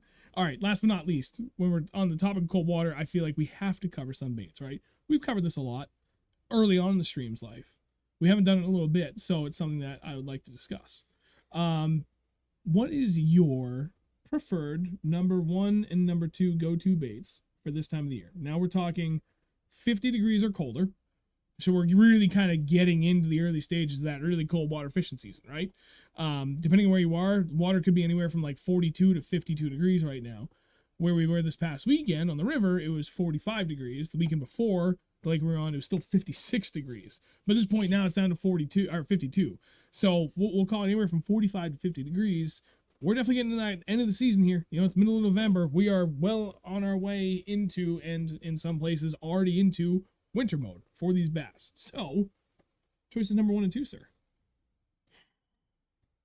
You know what's amazing? Number one, Big- for sure. Cam's pick already called out the two things that I got. Being seen in a jig. Damn right. A jig. This is just, well, this is a 3/4 ounce football jig. 3/4, right? You son of a bitch. I'm the addict here. I have another iced coffee to chase down my Black Rifle espresso mocha with. 90%, I'd say 95%, 97%, 100% of my ice Math. I'd say probably 95% of my super cold water fishing is done with either one of these. This is just, like I said, a 3/4 ounce football jig. Is that a 1/0 hook? I think it's, or is that 2/0? That's a 1/0, right? Those gummies. Is that a gummy? I don't even know. That was the owner hooks. That's the Those are the 1/0 owner hooks. the 1/0 owner. This with like a small craw, like a small craw, or like a small, something around like a 3-inch swim bait on there, is money. This is the jig that we throw. That's like you got to sit for freaking couple minutes before it gets bit without moving it. Same thing with these. I mean, you can get away with moving these a little bit faster because they got the skirt and everything, and there's just a bigger, bulkier profile. That, and most likely a jerkbait. Haven't really thrown it much this year though. No, we have had a terrible season for any sort of moving bait, regardless of how fast or slow it's gone. Yeah, I mean, yeah, It's kind of weird. yeah. I mean, usually I pick this thing up and at least get a few fish on it, and I just really haven't really picked it up this year. I've been trying to work with kind of bigger baits this year with like the glide bait and stuff, like just trying different things like that, like the Citizens and the Alabama rig. And it's hard to see, but that is a Vermont legal apparatus. Yep. These three right here don't have hooks on them, and these two have hooks on them. These are legal all dummies. in Vermont. You're right. In New Hampshire, you can have like the one I was using in the picture that I just posted on my Instagram. Three arms, one hook. Yeah, 3 arms with 1 hook. So you can use that. This thing, honestly, is actually really fun to fish. You need pretty heavy gear, and I use straight 20-pound fluoro. I could probably use 17, but I use 20. And I cast this thing out, let it sink down, which they were fishing in 40 feet of water. You cast it out into pretty much where you see those fish suspending, if they are. I mean, they'll come right up for it too, and just count it down. I mean, you take this and you drop it down to the end of your rod, say your rod's 8 feet. You add like 2 more feet, that's 10 feet. Cast it out in front of you, let that thing sink down, and count in seconds until that thing hits, till your line is taut. That's roughly the fall rate. So you cast it out and you count down however many seconds, that's 10 feet. And then you count it again, that's another 10 feet. You're down 20 feet, then you're down 30 feet, and just slow roll it. Like 1 second cranks, like 1 Mississippi, 2 Mississippi. And then the closer it gets to the boat, the slower you're going to want to reel it in, because if you're still keeping it down there in 30 feet and you're coming next to the boat, that thing's going to want to climb and stay out of the strike zone. So just reel it super slow when you get it close to the boat, and then you can just bring it up. Yep. That's how I do it. I actually caught that smallie in, God, it must have been 6 feet. That was shallow. That was way shallower than I was anticipating. Mm-hmm. Although hard to say if he was like swimming out deeper on the bank and he like saw it like, sideways. It's like, oh yeah, and he came. He could have been sitting in 20 feet of water. Because we were fishing a steep bank. I'd put it probably like 45 to 60 degrees, somewhere in that window. Like it was a pretty steep bank. But yeah, he came right up and smashed it. It was cool. It was the first bass, real bass, not a striper, that I've caught on one of those. Oh, stripers. Ooh, stripers. Yeah, but I don't think he's gonna want to do that, given that's his job now. True. I already talked to him. He said Me and either McKenna would. Smalley somewhere, It's like halfway between us and him. Yep. Or he said if we're interested, we go out for 2 tog. But it'd be out in my bass boat. That's the only thing I'm like. I'm still like, I'm really I not don't want to put the bass boat in salt water. It makes me feel weird. Well, we did last year. But that was like, yeah, it was brackish. It was a little different. Yeah, And but it was only like just a tide was- launch, just so we could get out. It's not like we were fishing out in the freaking ocean. Yeah, we came out. We left in the incoming tide, which is all salt. I'll do a little more research and figure out like all the ins and outs involved with that, and like You gotta rinse everything. right, Everything. which I don't want to do this time of the year because I don't know. Anyway, we're getting off track here. Very bad grass. My 2, I'm with Cam Yates on this. He said the same thing. Jig, blade bait. I'm not too particularly fond on which blade baits I throw, although Binksy is my go-to, and I will throw one of 2 colors depending upon the conditions. Microphone, sorry. Silver, gold.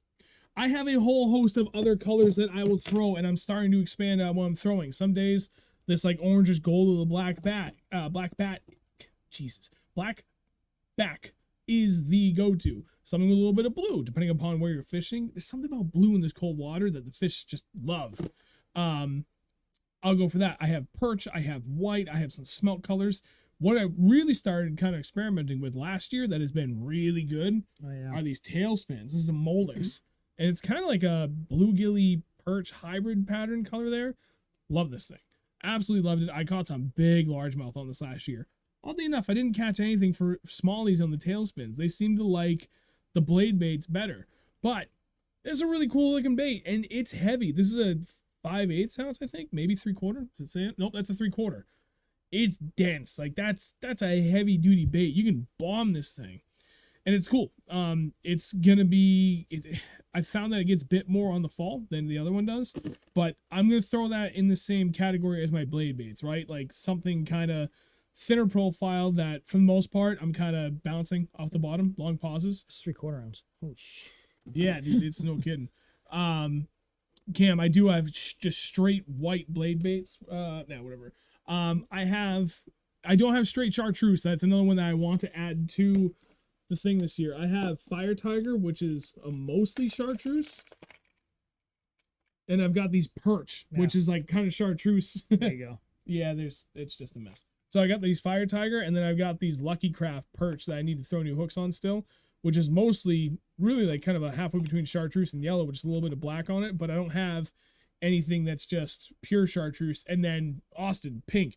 So Dale Wyman, who used to live in Mass, just moved to North Carolina, Aaron's Edge Baits, I think is what it's called. He does blade baits, and he'll paint them any colors that you want. Great guy. I've heard nothing but great things about the blades that he makes. If that's what you're looking for, he's the guy that you want to reach out to, and he will be able to paint you up whatever you want. I need to reach out to him because now I know I was trying to find all chartreuse. Austin, I really like the idea of all pink. Just to change it up, give him something different offer. Here you go. Yeah, that's a really good idea. I would definitely reach out to Dale if I can find it while Andrew talks about the next thing. When we get to that, I'll drop a link in here, but give me a minute. Skeeter and salt, no deal. Aluminum, yes. Fiberglass, no. There you go, Brendan. Megabass Dinas, I don't fish blades, but they seem cool. Interesting. They got fiberglass. Yeah, I know. Fishing boats are fiberglass. I know. I'm just talking about your motor and having to deal with all the bullshit after fishing. Right, and especially all our gear, like the reels and stuff. There's a lot to be concerned with. Yep, there's Kyle. Don't put your boat in salt. You got it. Yeah, it's a pain in the ass. So blade baits and jigs. As far as jigs go, I'm gonna run the whole gamut though. I can't just pick one jig this time of the year because how many jigs do I throw? All of them. If I had to pick one, where's the... Here, take that case up, please. Thank you. So, one of the things that I was really excited about with what Beast Coast did this year was their continued expansion on their jig offerings. Oh, yeah. Let's show off this. This one looks a little bit better. That one was beat up already. So, twofold, right? I've talked about spider jigs 1,000 times. And for damn good reason, because they catch fish all year long, but where I feel they really shine is in cold water. Why didn't I throw this last weekend? I said I wanted to, but then I said I didn't because one, the current was moving too fast most of the day that I felt the half ounce wasn't going to get it done because even our 3/4 ounce jigs were getting ripped away. Oh yeah, they're getting pulled. And I don't have a ton of these left, and he's already sold out of them again, so I didn't want to just waste them on a day that we weren't exactly killing it. True. And I'm saving those for our big fish spots, like wherever we go this weekend, pretty much. By the way, I do have a suggestion, if not for Candlewood, for another spot in Vermont. That one I text you screenshots of. Ooh. Yeah. Ooh. I really feel good about that. So if I'm gonna throw jig, spider jig is my go-to. 3/8 ounce, probably a 4/0 hook with a 4-inch twin-tailed hula grub. That is a spider jig. You do ball head jig if you want to, but I prefer a football jig even when I'm fishing around the rocks. I'd rather lose my bait than deal with a ball head jig because I know it's not going to stand. But at least on a football, I know it's going to stand. So I'll deal with losing jigs left, right, and center on those because I fish lead-free bass jigs, football jigs when I do that. So it's a non-lead, but they're cheap, great quality. They got Gamakatsu hooks, so they last forever. They're stout, but I don't mind losing them if I do, and they're lead-free. So the other thing is the Beast Coast Open Water Sniper, but this is his newest edition, which is the hybrid. It's got a little bit of marabou hair in that. It's a kind of finessey football head. Yeah. Smaller skirt profile, 2/0 stout hook, half ounce is tungsten resin. This thing has already been a killer for me. I've got tank largemouth. I caught a couple of, and big small. I've got a 5.15 pound largemouth and a 4.34 pound smallmouth. Literally on this one, the Stealth Pumpkin. I had to think about this. No, the largemouth was the Stealth Pumpkin. The smallmouth was on the Stealth Craw. And the smallmouth was the hybrid. The largemouth one was not the hybrid. That was just the regular open water sniper. Those are going to be my go-tos this time of the year. This is kind of like a spider jig on steroids. Really, I mean, if you just put a twin-tail grub on the back of that instead of a hula-tail grub, twin-tail grub, it's just a slightly bigger presentation than a standard spider jig. But now you get the marabou hair on the back there. It just adds that little bit of breathability element to it too. Like, I think this is going to be insanely good for cold water bass, which is why I've been throwing the hell out of it right now. What the hell? Oh yeah, Brendan, I got you. Cam, does Beast Coast have any living rubber jigs? I don't believe they do. Not again. Do you use a pivot head for a spider jig? Maybe. I may have from time to time. I have a few of those. But I do like just a standard old traditional football head for a spider jig. Works great. Those are my top two. Now I want to talk about alternatives for baits that we're going to throw at this time of the year. Swim bait. Lot. Yeah. Depends on where you go, what you're doing, the whole 9 yards. Or what size you want to throw. Right. Beast Coast is incredible for their material formulation works better than almost everybody else when the water gets really, really cold. Something about that material, the properties on it plays extremely nice in really cold temperature. If you want to get a little crazy and you still get a good drop shot bite going, the Magic Flick is incredibly hard to beat, especially in this really cold water. Between that formulation and that tail design, this thing really comes alive, but like not in a really reactively violent way when the water gets super cold. Everything about these baits, the design, the formulation of the plastic plays extremely nice in really, really ice cold water. Ned rig, just another good one to go to. Yep. Heavy head or light head, you can kind of change it up. This time of the year, we're definitely going darker colors. Like now we're getting all the blacks or really, really, really dark greens or blues. Jerkbait, Lucky Craft, SB Pointer 100 Pointer 100 SB, something like that. Mega Bass, Vision 110s, the 110 Juniors. Like you've got a bunch of different options. Like these are all phenomenal baits to get into at this time of the year. And one thing that I'm starting to gain more confidence on since I caught my first fish on it, hair jig.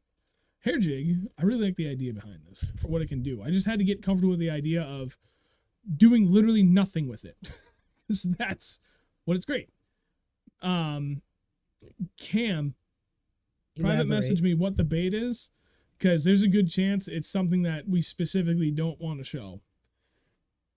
Oh, I guarantee he's thinking probably the same thing that we discussed before the show started. Like, do we really want to show this? And we decided, sorry, No, we do not, because it's our secret magic juice, and it's been absolutely slaying for years. And I'm not. No, no, it's ours. It's not really ours, but you gotta earn that.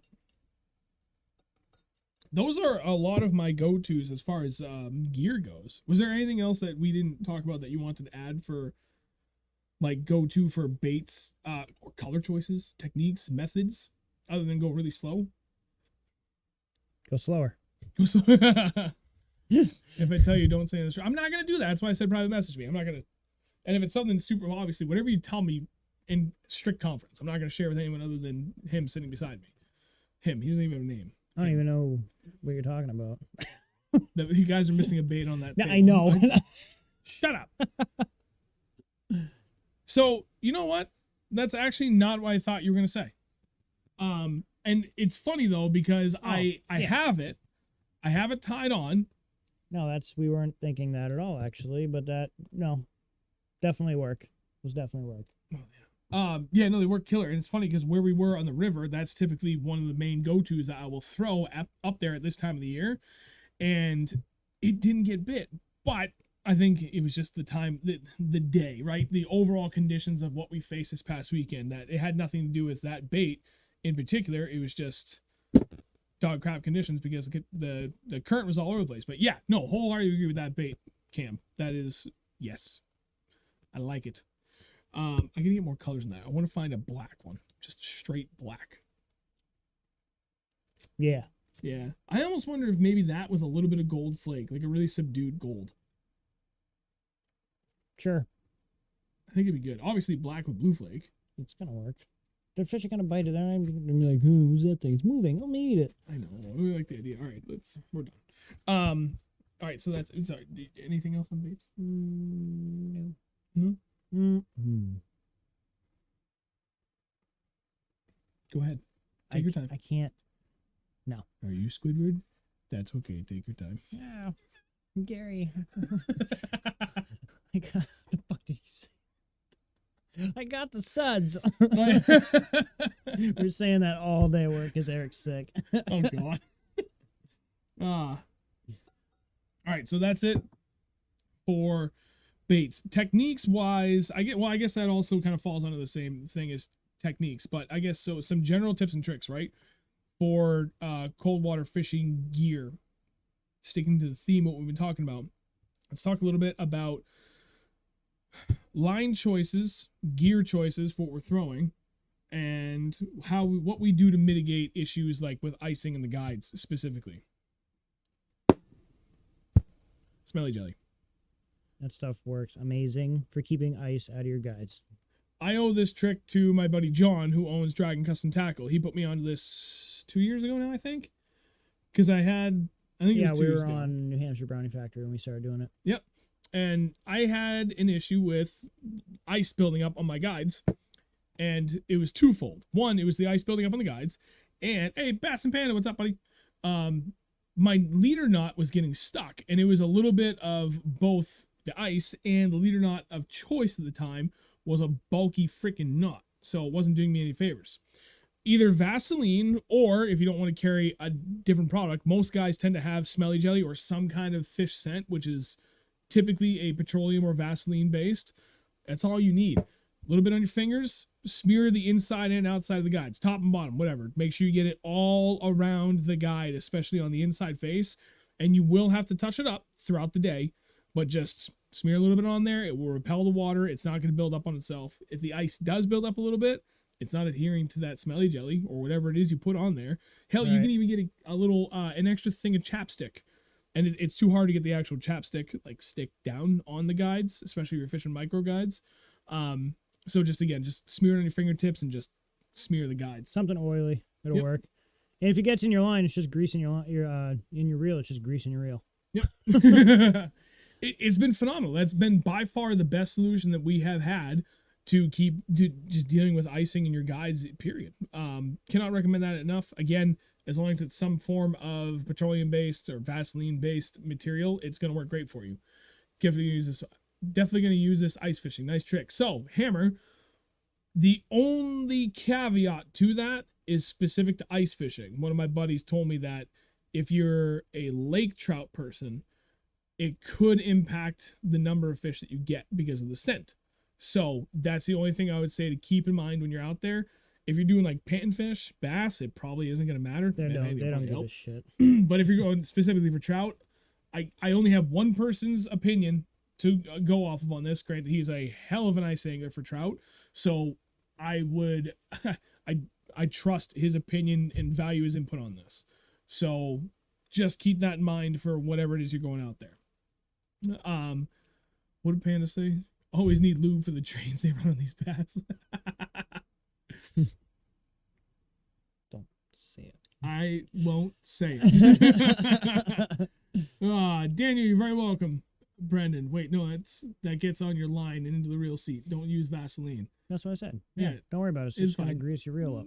It's all good. It's gonna lube up your reel. We ain't found no issues with it yet. Now just make sure you reline in the spring. Yeah, which most people do anyway. Real quick for everybody that's still here, 1, thank you very much. 2, if you go ahead, if you haven't done so yet, drop a like on the stream. That'd be greatly appreciative of you. Be greatly awesome of you. We would greatly appreciate it. English is hard. It's been a long day. Aside from that, anyway, moving on. So we did that. Oh, knots, leader knots. What do you tie for your leader knot? No idea. Okay, you're useless. So No, I really don't know the name of it. I just do it. I don't remember what you do either, but it's not bulky like a uni to uni, but it's not low profile like an Alberto or an FG. Right. Somewhere in between. And it doesn't break. No, and it's great because it's got good strength and it's low profile enough that it works okay with icing. I use the Alberto knot.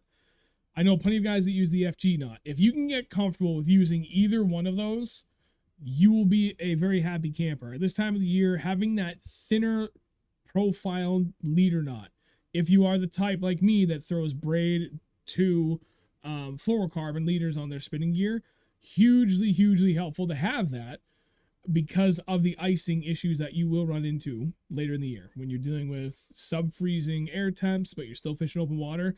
That ice buildup is a bitch. And I have lost a lot of fish from my knot getting stuck right up inside my guides, going to drop a drop shot or a blade bait down on a fish and just have all my line go while my leader knot is stuck in the top of my rod, not being able to do anything.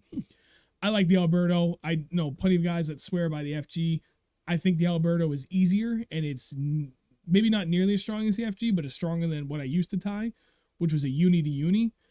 Great knot, easy to learn, but bulky. It's short and just giant. So I would not recommend that for this time of the year. And then whatever Andrew's Mickey Mouse. No idea. I don't even think it's a real knot. I mean, it is, and I maybe have broken it off once. Just for me being an idiot. Do you think, Panda asked, do you think it's a blood knot? I forget what the blood knot looks like. I don't think it's a blood knot. Blood knot fishing. It's literally the same knot that I do on all my rods. I mean, on all my... No, not even freaking close. I tried tying the blood knot for a little bit. I didn't like it. The Alberto, I could tie like a champ, though. I don't know. Whatever knot I use, and I don't break it. Yeah. Hey, Dan. Thanks for joining, man. Surgeon? Glad you can make it late. I've heard good things about the Surgeon knot. The Surgeon, hey, Dan. Surgeon knot. Rogue Trader, thank you. Rogue Trader, thank you very much for the donation, buddy. So that puts us at $16 on the night so far, which puts us at $141 towards our $1,200 goal. For those that have donated, thank you very much, Rogue Trader. Thank you very much for the donation again, sir. Greatly appreciate it. Goes towards the next upgrade for the channel, more GoPros, which will at this rate probably happen sometime for the spring. Well, no, probably actually, I'm feeling pretty good. I'm feeling like you guys are going to be able to rock this and get us there for the end of the year. And we can go to all fancy brand new GoPros across the boat, which would be great. We've been back onto the regular video uploading a little bit. I didn't get one done yet this week. It's almost done, but we had other big news where, we got one. The website's live. Oh, yeah. If you go to the video description down below, 603bass.com is now live. And that's why this video wasn't done this week, because I was putting on the finishing touches on that to get that up and running. Ben Bradley, $10 donation. Thank you very much, sir. Great stream tonight. I'm not done yet. Thanks, bro. But if you're going to bed, have a good night. So, okay, that puts us $151 on the night. Thank you very much, sir. Greatly appreciate it. Again, Andrew has no idea what he's got. TV. Damn! Nash is rolling in. TV18, $20 donation. Oh, Thank you very much, friend. it's getting bigger.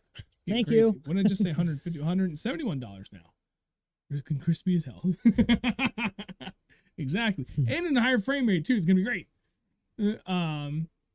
Yeah, TV18, thank you very much, man. Greatly appreciate it.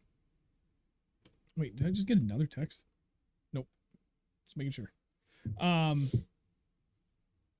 Yeah, I don't know.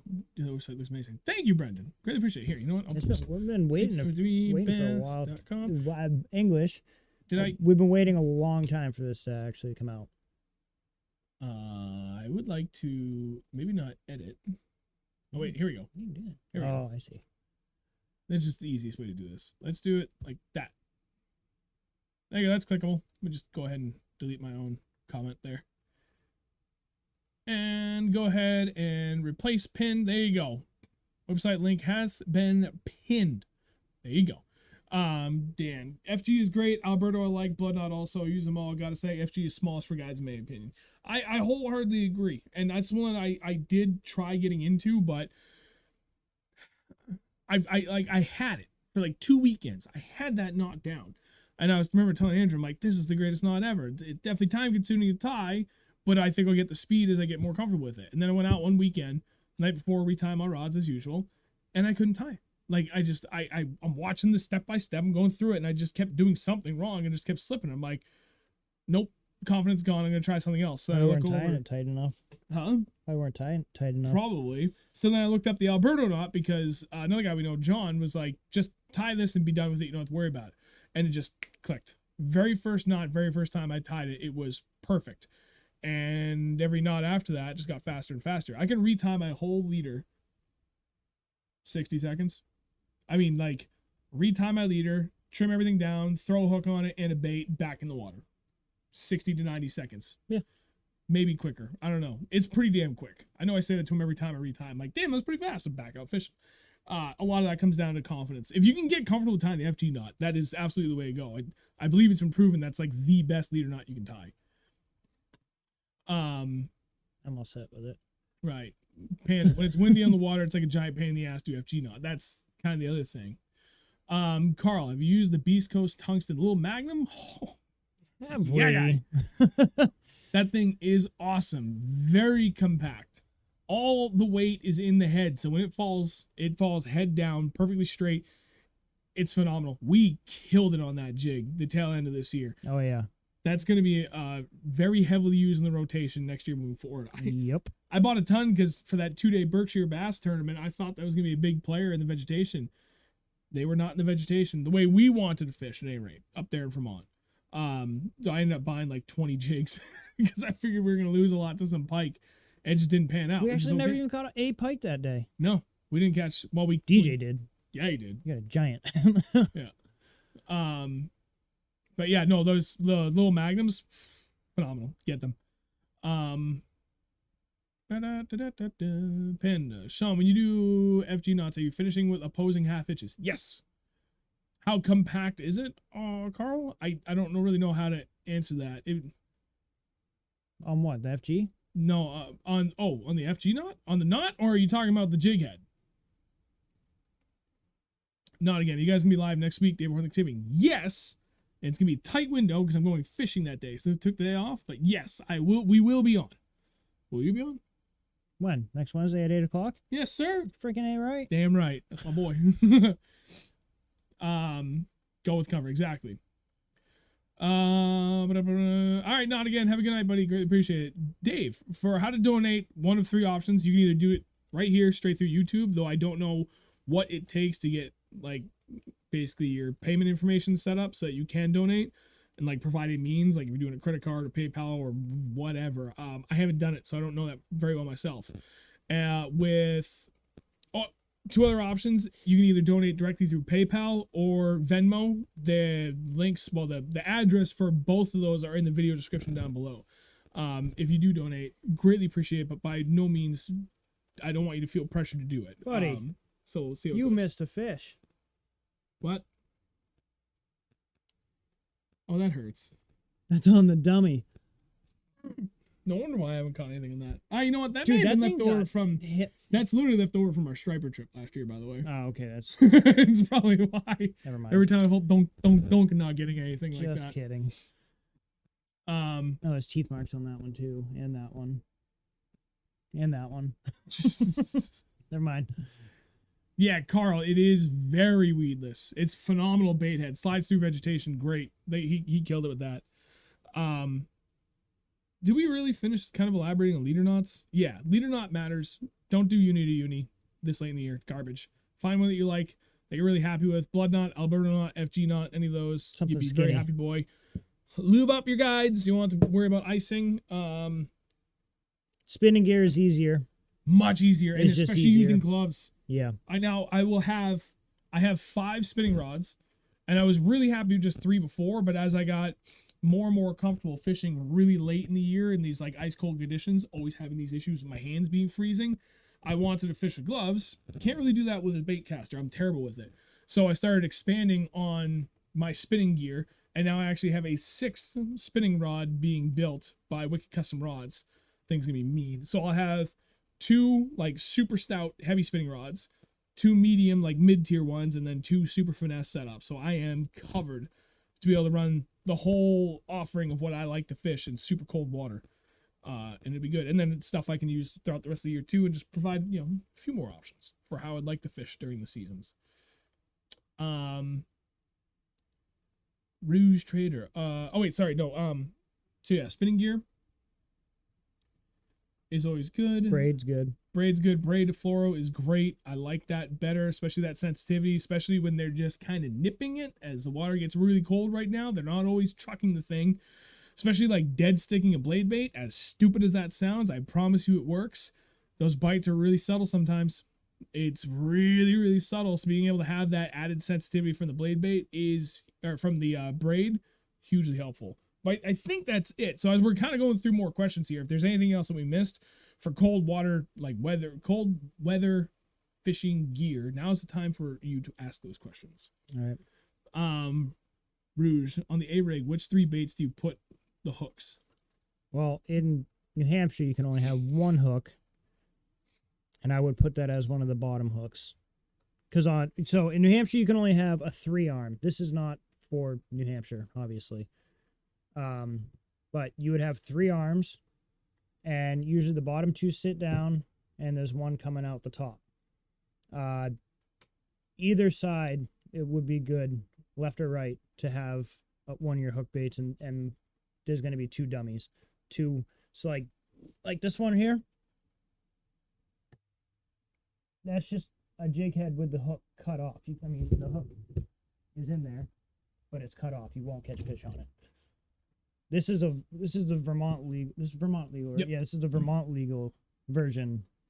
It's got 2 hooks, and this one has 3 dummies. 3 dummies. Because that was actually originally what we threw down in Connecticut last year for stripers. We had all 5 hooks. That was legal down there. And then I just never took it off. We came up here in Vermont, and I was like, yeah, that still looks fine. I'll throw that. And I just took out my big old side cutter and cut off the 3 hook points. I'm like, there, legal. Yep. Because I was like, I don't even care. I'm not. It's something like that. Those baits were actually still holding up pretty good. I smeared them with some fish scent and figured, you know what, that should be good enough. It's probably why I never got bit on the damn thing. Yeah. No, I wouldn't say that. The other A-rig we're throwing is, damn it, it was right on the tip of my tongue. Hog Farmer, I think is the other one.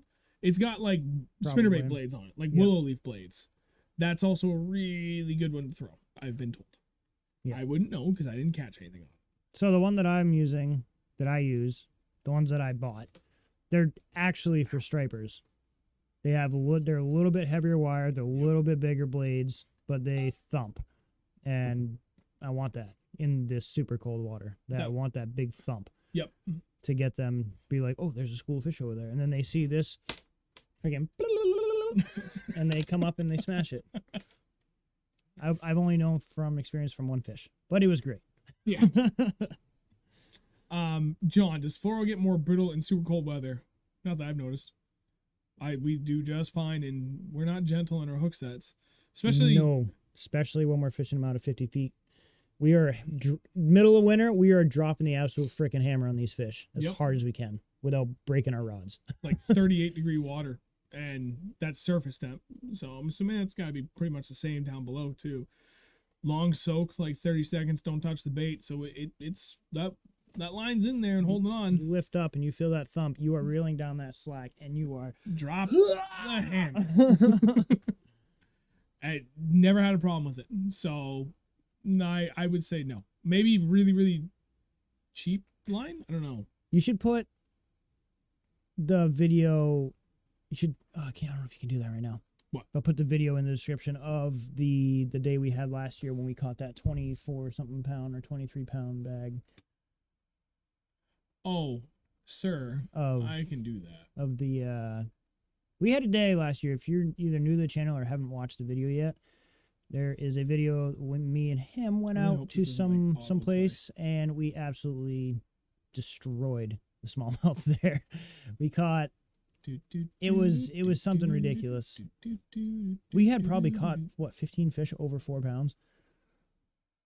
Yeah, it was kind of silly. It was insane. I don't think all the fish are in the video. Is it a This one. giant bag of, Oh, that one. Yep. or is it that one? No. it was this Another one. day with giant smallmouth. Oh, dude, this one broke 1,000 views. Really? Groovy. Yeah, Yeah, it was this one. was it? Okay. Yeah. Well, we are putting it in the description just right now. There it is. That was the day. It was great. We have 3 minutes until this is over, at least. So just give it a minute. Exactly. Don't all leave and watch it at once. That video, that day was one of the best days of fishing of my life. That was, oh my God, it was insane. I caught my PB twice. It was insane. It was a great day. Actually, I boat flipped the 488, my PB, my new PB that I beat about 2 hours later. But actually, what are you doing? I'm boat flipping it. What are you doing? I don't know. I don't know. That was great. I should probably start sitting down this coffee. What did Cam say? Dude, throwing that thing the other day, I was throwing it on a bait caster and it's so much fun just giving those fish the absolute beans. That's what you gotta Yep. do. I mean, you gotta do that with that bait anyway. Yeah. So Even that bait you were talking about earlier, Cam, that we didn't talk about yet on the stream. That we won't talk about tonight on the stream. Like, dude, especially that. Like, I was throwing it on the river the other day, and because I looked at him at one point, because I was throwing it on straight 15 pound, and I looked at him, I was like, I just want to crack a fish. It was a 3/4 ounce rattling head with that thing. I was like, I just want it to happen. right. Never happened. I should have kept trying different colors. Who knows? Probably would have worked if I just kept cracking that thing down along. Who knows? I don't know. Probably. There we go. Dan, great job, guys. Sent some more money. Happy Thanksgiving, Ben's Tackler Sack. Thank you very much, Dan. I just got the Thanks, notification Dan. for that. Thank you, sir. That will be very helpful moving forward. That money has already been spent on rods from Wicked Custom Rods. To keep it coming, we need more rods. I already got a new reel for that rod too, thanks to my Lose loyalty rewards. Oh, it's while we have this out, actually. If you're gonna be using a bait caster, Yes. high speed reel, because you're gonna be fishing very deep, and you want to get those fish off the bottom as soon as possible. Yep. You don't want them getting in those rocks. As soon as you feel that thing bite, out, get them out. This 8.3 to 1, it's fast. Like, really, one turn, it's ridiculous. It's insane how much line that takes I up. forget how many. I think it's in the 40. Is it in the 40 inch, 30 something inch range every crank? 36 inch, I forget. 32 inch, I don't know. You've thrown out a lot of numbers there. I'm not sure which one's accurate. 94, 32. It's got 11 ball bearings in it. 140 inches. 164 inches per crank. I have no One idea. quarter turn, that fish is like, ah! And to the boat. Right. What you mean, and another added benefit of having that high speed ratio reel, especially this time of the year, is like they're still gonna bite and run aggressively more often than you think they're going to. Right. Down until the water hits about 40 degrees. We've had plenty of fish that like they thump it and they're immediately swimming at you. maybe not sprinting, but they're coming at you. So Sometimes like they are sprinting though. sometimes you feel that first thump and you're like, maybe it's like as you move, is that a rock? And you're kind of leaning up and you're going really slow lifting. And you're like, but where is it? Now you really have to play catch up because you waited a couple seconds while that fish is like, see ya. Yeah. So it's having that high speed ratio even this late in the year. I just live and die by high speed ratio reels when I'm fishing bottom contact baits. Oh yeah. Those things like that. I'm doing all the work with the rod anyway. So I just want that thing to take up slack. So I want something wicked fast to take up slack as fast as I can. Mm-hmm.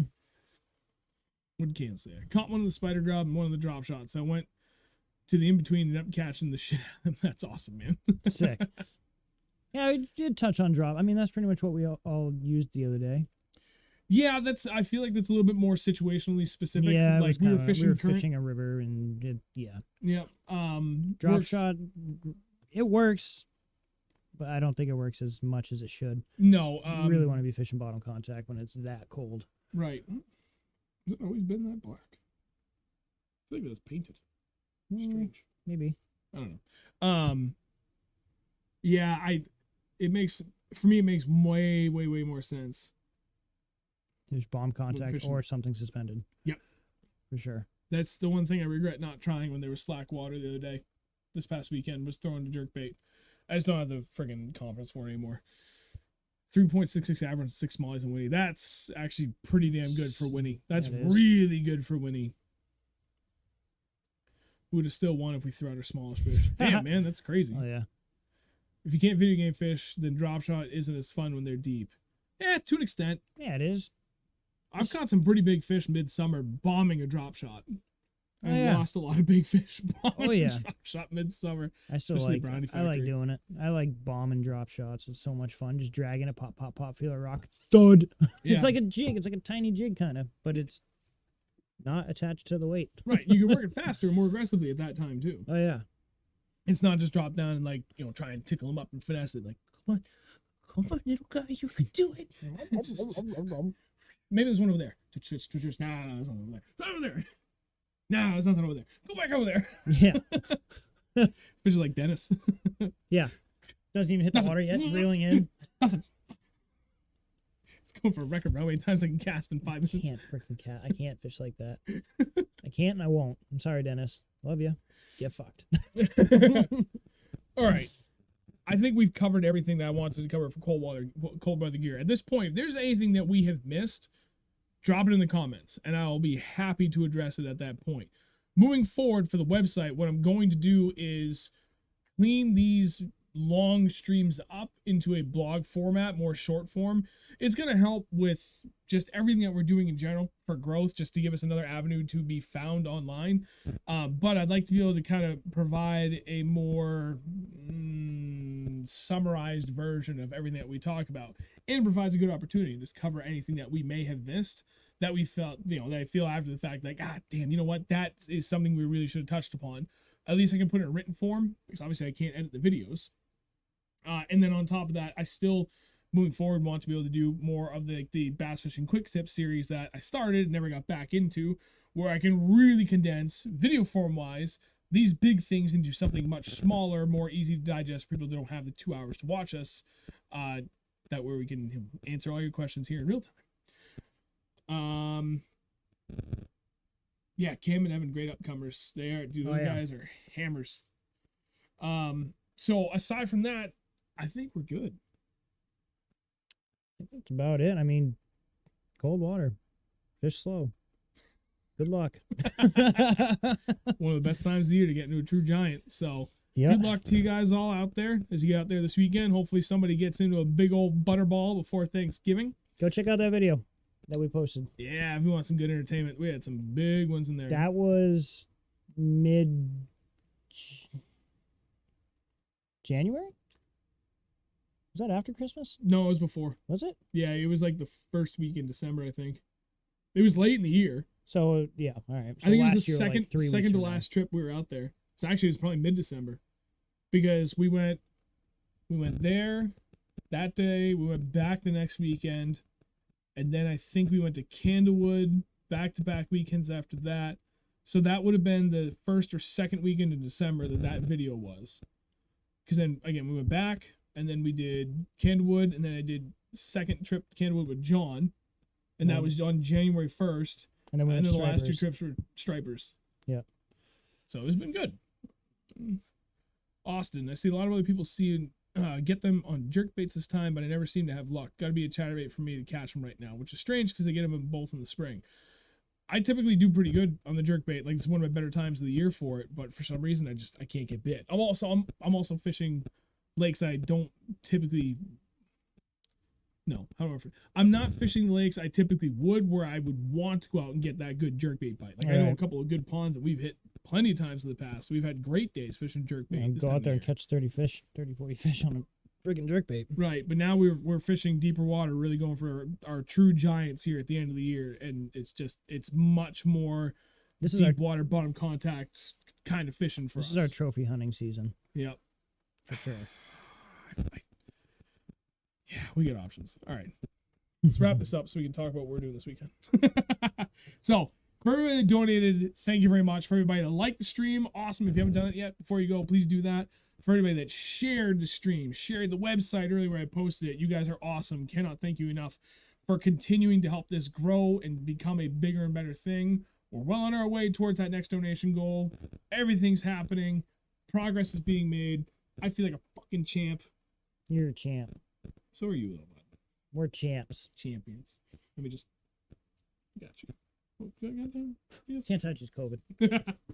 So, all right. Close it up. I'll kill it. Yeah, guys. Well, see ya. I'm just kidding. Next week, same time, same place, Wednesdays. Every Wednesday at 8 o'clock. See you next week. Have a good night. Have a good week.